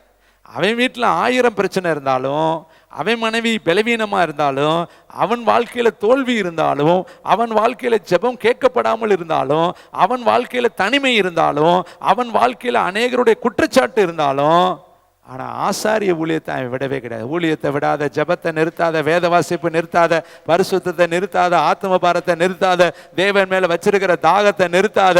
அற்புதம் நடக்க போகுது, அதிசயம் நடக்க போகுது, நியரஸ்டா போயிட்டோம். இன்னும் ஒரு சில மாதம், ஒரு சில வாரம், ஒரு சில நாட்கள் கர்த்தர் உன் தலையை எண்ணெயால் அபிஷேகம் பண்ணி உன் பாத்திரத்தை நிரம்பி வழிய பண்ண போறாரு. அதுக்குள்ள சோர்ந்துராத. சோர்ந்த ஆவி முறிந்த மனுஷனை நிமித்தவே முடியாது. அது ரெண்டுமே பாதாளத்துல கொண்டு போயிடும். அதனால கர்த்தர் மேல வைராக்கியமா நில்லு. அவன் அன்னைக்கு போறாங்க, எப்பயும் போல தாங்க போனேன், எதிர்ச்சியா தாங்க போனேன், எப்பயும் போல தாங்க அங்க உள்ள போனேன். ஆனா அன்னைக்கு அவனுக்கு ஒரு ரிவைவல் வேர்டு இருக்கு, ஒரு ப்ராப்பர்ட்டிக்கு வேர்டு இருக்கு, அவன் தலையை எண்ணெயால் அபிஷேகம் பண்ணுகிற ஒரு வேர்டு இருக்கு, அவனுக்கு வாழ்க்கையில எத்தனை ஆண்டுகள் எதிர்பார்த்த ஒரு நம்பிக்கைக்குரிய வார்த்தை இருக்கு. உன் ஜெபம் கேட்கப்பட்டுச்சு. கைத்தட்டி கர்த்தருக்கு நன்றி சொல்லுவோம். நீங்கள் வர்றப்பெல்லாம் நினைங்க, இன்னைக்கு என் ஜெபம் கேட்கப்படணும், இன்னைக்கு என் ஜெபம் கேட்கப்படணும், இன்னைக்கு என் ஜெபம் கேட்கப்படணும், இன்னைக்கு என் தலை எண்ணெயால் அபிஷேகம் பண்ணணும், இன்னைக்கு என் பாத்திரம் நிரம்பி வழியணும், இன்னைக்கு எனக்கு ஒரு உயர்வு வரணும், இன்னைக்கு என் கண்ணீரை கர்த்தர் துடைக்கணும். ஒவ்வொரு நாள் அந்த எண்ணத்தோடு உள்ள வாங்க, ஊழியத்தை செய்யுங்க, உங்களுக்கு கொடுக்கப்பட்ட பணியை செய்யுங்க, உங்களுக்கு கொடுக்கப்பட்ட வேலையை செய்யுங்க, உங்களுக்குன்னு கர்த்தர் கொடுத்திருக்கிற பாரத்தை நிறைவேற்றுங்க. நிச்சயமாய் யோவான் ஸ்நானகனை நீங்க பார்ப்பீங்க. அவன் முன்னடப்பான், அவன் பெரியவனாய் இருப்பான். அவனை விட பரலோகத்தில் பெரியவர்கள் யாருமே கிடையாது. அந்த அளவுக்கு கர்த்தர் ஒரு மனுஷனை இவங்க வாழ்க்கையில தான் முன்குறிச்சிருந்தார். கைத்தட்டி கர்த்தருக்கு நன்றி சொல்லுவோம். இங்க அப்படி அருமையான சுதாவுக்கு கர்த்தர் முன்குறிச்சிருக்கிறார். நிச்சயமா கர்த்தர் அற்புதத்தை காண பண்ணுவார். இங்க யாரு அவன் ஆரோக்கியமாரிக்கு செய்வார். யாரெல்லாம் இன்னைக்கு ரொம்ப டிலே ஆகுதுன்னா, டிலே ஆக ஆக கிரேட்டஸ்ட கர்த்தர் வைத்திருக்கிறார். கைத்தட்டி கர்த்தருக்கு நன்றி சொல்லுங்க. அருமையானவர்களே, பதறாத, பக்கத்தில் சொல்லுங்க, பதறாத. சுடுதண்ணியை ஊத்தாத காலில், அவசரப்படாத. அவசரப்பட்ட காரியம் வாய்க்கவே வாய்க்காது. யோசேப்புக்கு அவசரமாக கர்த்தர் செய்யலை, வெயிட் பண்ணி அவனை புடமிட்டு தான் செஞ்சார். ஆபிரகாமுக்கு உடனே வாக்கு கொடுத்துட்டார். உனக்கும் வாக்கு கொடுத்துட்டார், நீயும் ஆபிரகாம் ஒண்ணுதான். வாக்கு தத்தை வாங்கிக்கிட்டேல, பெட்டிக்குள்ள வச்சுக்க, ஜெபம் பண்ணிக்கிட்டே இரு. அதை ரிமைண்டர் படுத்து சொல்லு. சொன்னீங்கல்ல வாக்கு தத்தை இந்த பாருன்னு காட்டிக்கிட்டே இரு. அப்பாயின்மெண்ட் ஆர்டர் மாதிரி காட்டிக்கிட்டே இரு. அந்த வாக்கு தத்தத்தை காலத்தில் நிறைவேற்றுவார். 75 வயசுல சொல்லி 100 வயசுல நிறைவேற்றினார். கைத்தட்டி கர்த்தருக்கு நன்றி சொல்லுங்க. 25 வருஷம், 25 வருஷம் கல்யாணம் முடிச்சு யாருக்கு ஆச்சு? 25 வயசுலேயே கல்யாணம் ஆகி ஓடணும்னு நினைச்சா 25 வருஷம் பின்னாடி தாங்க நடக்கும். இப்போ 25 ஆச்சுன்னா என்ன பண்ணுது? கல்யாணம் ஆகியிருக்கணும், பிள்ளை பெற்றிருக்கணும், இடம் வாங்கியிருக்கணும், வீட்டை கட்டியிருக்கணும், எல்லாம் முடிக்கணும்னா எப்படியாது? நான் வாக்கு தத்தங்க ரோட்லேயே கிடக்குது, உடனே கடன்னு நடக்கும். அதுக்குன்னு காலக்கேடு இருக்குது, நேரம் இருக்குது, டூரியேஷன் பீரியட் இருக்குது. ஒவ்வொன்றுக்கும் கர்த்தர் ஒரு காலத்தை வச்சிருக்கிறார். அப்போ அருமையானவர்களே, பதறி பேசாத. பதறி பேசினீங்கன்னா காரியம் சிதறி போயிடும். சரி, அடுத்து கர்த்தர் சோதித்த ஒரு சோதனையை நான் உங்களுக்கு காண்பிச்சுட்டு நான் முடிக்க விரும்புகிறேன். இன்னும் நிறைய பகுதி இருக்கு, பேச நேரமில்லை. ஆதியாகமம் 22:1. Thank you Lord. இதோட முடித்து கொள்ளலாம். இதனுடைய தொடர்ச்சியை இன்னொரு நாளைக்கு நம்ம பேசிக்கலாம். ஆதியாகமம் 22:1. இந்த காரியங்கள் நடந்த பின்பு தேவன் அங்க யோபுவுக்கு பிசாசு சோதனை கொண்டு வந்தான். இங்க தேவன் ஆபிரகாமை சோதித்தார். எதுக்கு சோதிக்கணும்? இவன்கிட்ட என்னத்தை அவர் சோதனையில் என்னத்தை பார்க்க விரும்புகிறாரு? இவன்கிட்ட கர்த்தர் என்னத்தை எதிர்பார்க்கிறார்? இங்கே இருக்கிற ஒவ்வொருத்தர்கிட்டையும் கர்த்தர் ஒன்றை எதிர்பார்க்கிறார். நல்லா தெரிந்து கொள்ளுங்க. நீங்கள் அவர்கிட்ட 1 கோடி எதிர்பார்க்குறீங்க, அவர் உங்கள்கிட்ட ஒன்றைத்தான் எதிர்பார்க்கிறார். ஒன்றை எதிர்பார்க்கிறார். ஏதோ ஒன்றை கர்த்தர் உங்களிடத்தில் எதிர்பார்க்கிறார். அதற்காக கர்த்தர் உங்களை சோதிக்கிறார். இப்போ ஆபிரகாமை சோதிக்கிறாரு. என்ன சோதிக்கிறதுக்கு என்ன காரணம்? அவன் அன்பை சோதிக்கிறார், அவனுடைய விட்டு கொடுத்தலை சோதிக்கிறார். அவனுடைய அன்பு யார் மேல இருக்கிறது என்பதை கண்டுபிடிக்க அன்பைத்தான் கர்த்தர் சோதித்தார். இப்போ உங்களுக்கிட்டையும் கர்த்தர் அன்பை சோதிக்கிறார். நீ உண்மையிலேயே அன்பு உள்ளவளா? உண்மையிலேயே கர்த்தர் மேல நேசம் உள்ளவளா? உண்மையிலே கர்த்தர் மேல பாசம் உள்ளவளா? உண்மையிலே உலகத்தை விட கர்த்தரை நேசிக்கிறாயா? உறவுகளை விட கர்த்தரை நேசிக்கிறாயா? பணத்தை விட கர்த்தரை நேசிக்கிறாயா? வேலையை விட கர்த்தரை நேசிக்கிறாயா? இந்த உலகத்தில் இருக்கிற எல்லா காரியத்தை விட கர்த்தரை நேசிக்கிறாயான்னு சொல்லி உன்னையும் கர்த்தர் இன்னைக்கு சோதிக்கிறார். அப்ப இந்த சோதனையில மட்டும் நீ ஜெயிச்சுட்ட, நீ சாதனையாளரா மாறி கணத்திற்கும் கீர்த்திக்கும் புகழ்ச்சிக்கு நீ சொந்தக்காரியா மாறிடுவ. என்ன சோதிக்கிறாரு? அவனை பார்த்து சொல்றாரு, உன் மகனை எடுத்துக்கிட்டு மோரியா தேசத்துல நான் உனக்கு காட்டுற மலை மேல கொண்டு போய் பலி செலுத்து. அப்ப சோதனைக்கு என்ன? பலி தான் முக்கியம். பலி செலுத்து. இந்த பலிக்கு 3 விதமான தடைகள் இருக்குது. ஒன்று, அவன்கிட்ட சொல்லியிருந்தா தடை ஆகி போயிருக்கும். மனைவி கிட்ட சொல்லியிருந்தா தடை ஆகி போயிருக்கும். வேலைக்காரங்கள்ட்ட சொல்லியிருந்தா தடையா ஈஸியாக தடுத்து நிறுத்திடலாம். என்ன பண்ணிடலாம்? மகன்கிட்ட பார்த்து உன்னை ஆண்டவர் பலி செலுத்த சொன்னாருன்னு சொன்னால் எஸ்கேப்டு, அவன் ஓடிடுவேன். உதாரணத்துக்கு ஓடிடுவேன். அவனை எப்படி கொண்டு போகிறது? பெரிய பையன் 14 வயசுக்காரன் இருப்பேன், அந்த நைஸ் வயசு, அவன் ஓடி போயிடுவேன். பெரிய பையன் 10 வயதுக்கு மேலே இருக்கும், அவன் கூட்டிகிட்டு போகிறப்ப, ஏன்னா விறகை அவன் சுமந்துட்டு போனான்னு வேதம் சொல்லுது. அவன் ஓடிட்டானா பலி செலுத்த முடியாது. ஆண்டவர்கிட்ட என்ன சொல்லிடலாம்?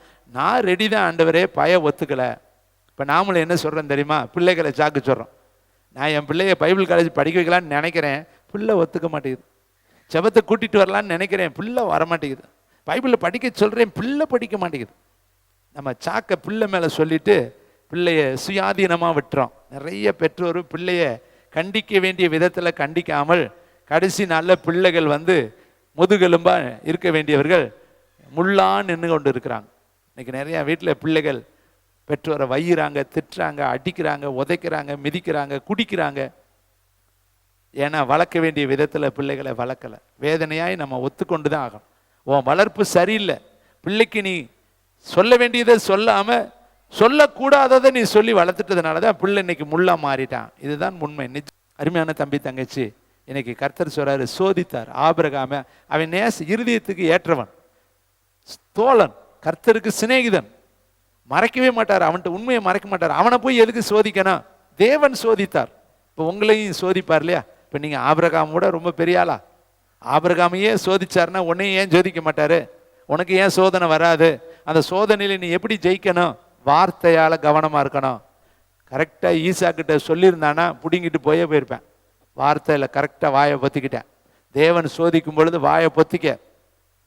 மனைவி கிட்ட மட்டும் லேசாக கூப்பிட்டு, சாராளு இப்படி ஆகிப்போச்சு, கர்த்தர் சொல்லியிருக்கிறாரு, 100 வயசுல 90 வயசுல பெத்த பிள்ளைய கர்த்தர் என்கிட்ட பழி கேட்டாரு, நான் சொன்னேன்னு சொல்லிவிடாத அப்படின்னு இவன் லேசாக காதை கடிச்சிருந்தானா பிள்ளையை கொண்டு போய் அவள் மறைச்சே இருப்பான். மறைச்சிருப்பாளா இல்லையா? ஆரைக்கு மாரி சொல்லு, அரைச்சிருப்பாளா இல்லையா? அவள்கிட்ட சென்சார் பண்ணினேன். ரகசியத்தை மறைப்பது கர்த்தருக்கு. கர்த்தர் காணிக்க கொடுக்க சொன்னார்னா அதை ஊர் உலகமெல்லாம் தம்புட்டு அடிச்சுட்டு போய் கேட்டுட்டு அப்புறம் கொடுக்கவே முடியாது. ஒவ்வொருத்தட்டையும் கருத்து கணிப்பு கேட்டீங்கன்னா கொடுக்க வர. கர்த்தர் உணர்த்தினான்னு செய்யணும். அதை ஊரையே கேட்கறது. ஏங்க போடலாமா வேணாமாங்க, போடலாமா வேணாமாங்கன்னா அவர் எந்த புருஷன் போடும்பார். கூறுகட்ட குப்பாய், வேலை நிறையா இருக்குது, அந்த வாரம் அந்த கோப வேலையை பார்க்கணும், அந்த வீட்டு வேலையை பார்க்கணும். கர்த்தர் உன்னை தானே அழைச்சாரு, உனக்கு தானே அந்த உணர்வை கொடுத்தாரு. நீ தானே கர்த்தரால் ரட்சிக்கப்பட்டிருக்க. உனக்கு கொடுத்ததை நீ போய் செய்ய. அதுக்கு எதுக்கு போய் அடுத்தவங்கள ஆலோசனை? சில இடத்துல நீ சுயாதீனமாக செயல்படணும். அதை விட்டுட்டு இதெல்லாம் போய் ஒவ்வொருத்தராக கருத்து கணிப்பு கேட்கறது. கருத்து கணிப்பு கேட்டு நீங்கள் ஜெயிக்கவே முடியாது. புருஷர்களே, கர்த்தர் சொன்னார்னா உடனே அடிபணியணும். அதை விட்டுட்டு வட்டமேஜ மாநாட்டு போட்டு கேட்டோம்னா என்னைக்கு ஜெயிக்கிறது? இதெல்லாம் நம்ம வாயால் செய்கிற தப்பு. இதை விருப்பம் மற்ற யார்ட்டையாவது போய் கவுன்சிலிங் பண்ணுறது. ஏங்க இப்படி உணர்த்துறாரு, எப்படி செய்யலாம் எப்படின்னு கேட்டோம்னா அங்கே ஃபெயிலியர் ஆயிரும். இவன் மகன்கிட்டையும் சொல்லலை, மனைவிக்கிட்டையும் சொல்ல. சரி, கூடையே போனானே வேலைக்காரன், அவன்கிட்ட மட்டும் நான் இவனை போய் அங்கே பழி செலுத்த போகிறேன்னு சொல்லியிருந்தானா வேலைக்காரன் என்ன சொல்லியிருப்பேன்? யோ உனக்கெல்லாம் ஏதாவது இருக்குதா மண்டையில், நீ வாடா ஓடிடலான்னு கூட்டி போயிருப்பேன். ஆனால் அவங்கள்ட்ட என்ன சொன்னேன்னு தெரியுமா? அந்த வார்த்தை ரொம்ப கிரேட் வேர்டு. என்ன வார்த்தை சொல்கிறான் பாருங்க. 22 5வது வசனம் வாசிக்கலாம். அப்பொழுது ஆபிரகாம் தன் வேலைக்காரரை நோக்கி, நீங்கள் கழுதையை நிறுத்தி இங்கே காத்து இருங்கள், நானும் பிள்ளையாண்டான அவ்விடம் மட்டும் போய் தொழுது கொண்டு கைத்தட்டுங்க. உங்களிடத்துல ஃபியூச்சர் டென்ஸ் கம்ப்ளீட் வருவோம், கட்டாயம் வருவோம். ஆனால் அங்கே என்ன சொல்லியிருக்கிறாரு? பழி செலுத்தணுங்கிறாரு. ஆனால் எதிர்காலத்தை குறித்து சொல்றேன், வருவோம். அதாங்க விசுவாசம். அவன் வாயில் அவிசுவாசமாக பேசலை, வருவோம்யா, போயிட்டு வருவோம், கர்த்தர் தருவார். அப்போ 3 இடத்துல சென்சார் பண்ணுறேன். மனைவிக்கிட்ட சொல்லலை, மகனுக்கிட்டையும் சொல்லலை, வேலைக்காரங்கிட்டையும் சொல்லலை. பாசிட்டிவாகவே பேசலை, நெகட்டிவாகவே பேசலை, கரெக்டாகவே பேசுகிறேன். என்ன சொல்கிறேன்? நடக்கும், கர்த்தர் செய்வார், தருவார், உயர்த்துவார், கனம் பண்ணுவார், மேன்மைப்படுத்துவார். போயிட்டு நாங்கள் என்ன செய்வோம்? திரும்பி வருவோம். 12வது வசனத்தை வாசிக்கலாமா? 10 வாசிக்கலாம். பின்பு ஆபிரகாம் தன் குமாரனை வெட்டும்படி, கை தட்டுங்க, என்னபடி? நீயும் வெட்டணும். எதை வெட்டணும்? பாவத்தை வெட்டு, இச்சையை வெட்டு, பலவீனத்தை வெட்டு, சோர்வை வெட்டு, தூக்கத்தை முதல்ல வெட்டு. தூக்க பிரியரா எம்புட்டு தாங்க தூங்குவீங்க? எப்போ தாங்க தூக்கத்தை விட்டு எந்திரிப்பீங்க? தூங்குற நேரம் வேதத்தை படிக்கலாம்ல, தூங்குற நேரம் ஜெபிக்கலாம்ல. தூங்குறதுக்கு உங்களுக்கு டைம் இருக்கிறப்ப ஏங்க ஜெபிக்க டைம் இல்லாமல் போகும்? இப்போ பாருங்க, வெட்ட வேண்டியதை வெட்டு. உனக்குள்ள என்ன குறை இருக்குதோ அதை வெட்டிப்பிடு. அது உனக்குள்ள வளர வளர வளர விடாத. அவன் வெட்டும்படி தன் கைகளை நீட்டினான். அப்ப கத்தியை எடுத்தான். அப்பொழுது கர்த்தருடைய தூதனானவர் வானத்திலிருந்து ஆபிரகாமே ஆபிரகாமே என்று கூப்பிட்டார். அவன், கை தட்டுங்க, இந்த வார்த்தையை கவனிங்க, இதோ சிநேகிதன் சொன்னானா? என்ன சொல்றேன்? அடி என்ன என்னது? அடிமை, உன் வேலைக்காரன், கர்த்தாவே சொல்லும் அடியேன். நம்ம பெரிய கலெக்டர் மாதிரி ஜெபம் பண்ணுறது. போய் உட்காந்தோன்னே பெரிய மமதையாக உட்காந்துக்கிட்டு ஜெபம் பண்ணால் எப்படிங்க கேட்பாரு? நீ முதல்ல உன்னை தாழ்த்துங்க, ஜெபத்தில் தாழ்த்துங்க, ஊழியத்தில் தாழ்த்துங்க. வந்து முன்னாடி வரும்பொழுது கை காலெல்லாம் தானாக நடுங்கணுங்க. கர்த்தருடைய சமூகத்தில் உங்களுடைய உணர்வெல்லாம் நடுங்கணும். நீங்கள் ஒரு சிஎம் மத்தியில் இப்படி உட்காந்துருப்பீங்களா? ஒரு கலெக்டர் ஆஃபீஸில் இப்படி உங்களை உட்கார பண்ணுவாங்களா? எத்தனை மணி நேரம் கையை கட்டிட்டு வெள்ளிமலை சாரை கேளுங்க. ஒரு மேலதிகாரிட்ட போனால் சேர் கொடுத்து உட்கார சொல்லுவாங்களா? ஆனால் ஏசப்பா உங்களுக்கு சேர் கொடுத்து உட்கார சொல்லியிருக்கிறார். அதுலேயும் சில பேர் எப்படிலாம் உட்காருவாங்க தெரியுமா? கால் மேலே கால் போட்டு உட்கார்றது. சில பேர் அப்படி சாஞ்சு ஈச்சரில் உட்காந்த மாதிரி உட்காந்துருக்கிறது. உட்கார்றதே என்னை பொறுத்தளவு தப்பு. ஆனால் நம்ம உட்காந்துக்கிட்டு அதில் பண்ணுற சேட்டை இருக்கே, தேவனுக்கு முன்னாடி நடுங்குகிறவனையும் அவர் நோக்கி பார்ப்பார். நட்டுக்கம் இருக்கணும், பயம் இருக்கணும், திகில் இருக்கணும். சீனாய் மலை வர வர வர வர வர வர வர வர வர அதிர்ந்துச்சான். அப்ப தேவன் இறங்குற இடத்துல அதிர்வு இருக்கணுங்க. அதிர்வு இல்லைன்னா நெஞ்சில் பயம் இல்லைன்னு அர்த்தம். சரி, ரைட். இப்போ என்ன பண்ணாரு? பிள்ளையாண்டான் மேலே கையை போடாதே, அவனுக்கு ஒன்றும் செய்யாதே, நீ அவன் உன்னை புத்திரன் என்றும் உன் ஏக சுதன் என்று பாராமல் கை தட்டுங்க, எனக்காக ஒப்பு கொடுத்தபடியினால். இந்த சோதனை எதுக்கு? எனக்காக அவன் ஒப்பு கொடுத்துட்டான். எனக்காக, மகனுக்காக அல்ல, மனைவிக்காக அல்ல, வேலைக்காரனுக்காக அல்ல, உலகத்துக்காக அல்ல. ஒன்னே ஒன்று, அந்த கண்ணே எனக்குன்னு கொண்டு வந்து என்ன பண்ணிட்டான்? என் வார்த்தையை மீறாம மோரியா மலையில கொண்டு வந்து எனக்காக அவன் செலுத்த துணிஞ்சு பட்டயத்தை எடுத்து வெட்ட போயிட்டான். ஒரு வேலை இப்படி நினைச்சு பாருங்களேன், கர்த்தர் பேசாட்டி என்ன பண்ணியிருப்பேன்? வெட்டி தானே இருப்பேன். ஓங்கிட்டான்ல. நீ ஓங்கிட்டியா பட்டயத்தை? இன்னும் உன் பட்டயம் தூங்கிக்கிட்டு இருக்குதே. இன்னும் பட்டயத்தை உரைய விட்டு நீ எடுக்கலையே. இன்னும் வெட்டுறதுக்கு உனக்கு மனசே இல்லையே. கெட்ட சிநேகிதரை வெட்ட மாட்டேங்கிற, கெட்ட சினிமாவை வெட்ட மாட்டேங்கிற, கெட்ட சீரியலை வெட்ட மாட்டேங்கிற, கெட்ட வார்த்தையை வெட்ட மாட்டேங்கிற, கெட்ட பழக்கத்தை வெட்ட மாட்டேங்கிற. இன்னும் எத்தனை கெட்ட சுபாவம் உனக்குள்ள இருக்கு, அதை நீ விடுறியா? அதை என்னைக்குங்க வெட்டுறது? என்னைக்குங்க நம்ம பரலோகம் போறது? ஒரு முடிவு எடுங்க. சபை என்பது இயேசுவோடு இருக்கிற மனவாட்டிங்க. அருமையானவர்களே, இப்ப கர்த்தர் சொல்ற ஒரே ஒரு வார்த்தை, நீ தேவனுக்கு பயப்படுகிறவன் என்று இப்பொழுது அறிந்தேன். இதாங்க சீக்ரெட் மேட்டர். ஒரே வார்த்தை தான். இப்பதான் நான் தெரிஞ்சுக்கிட்டேன், நீ தேவனுக்கு பயப்படுகிறவன். எல்லாரும் ஜெபிக்கும்படி எழுந்து நிற்கலாம். இந்த சோதனையில் நீங்க ஜெயிங்க. உங்களை சாதனையாளராய் கர்த்தர் மாற்றுவார்.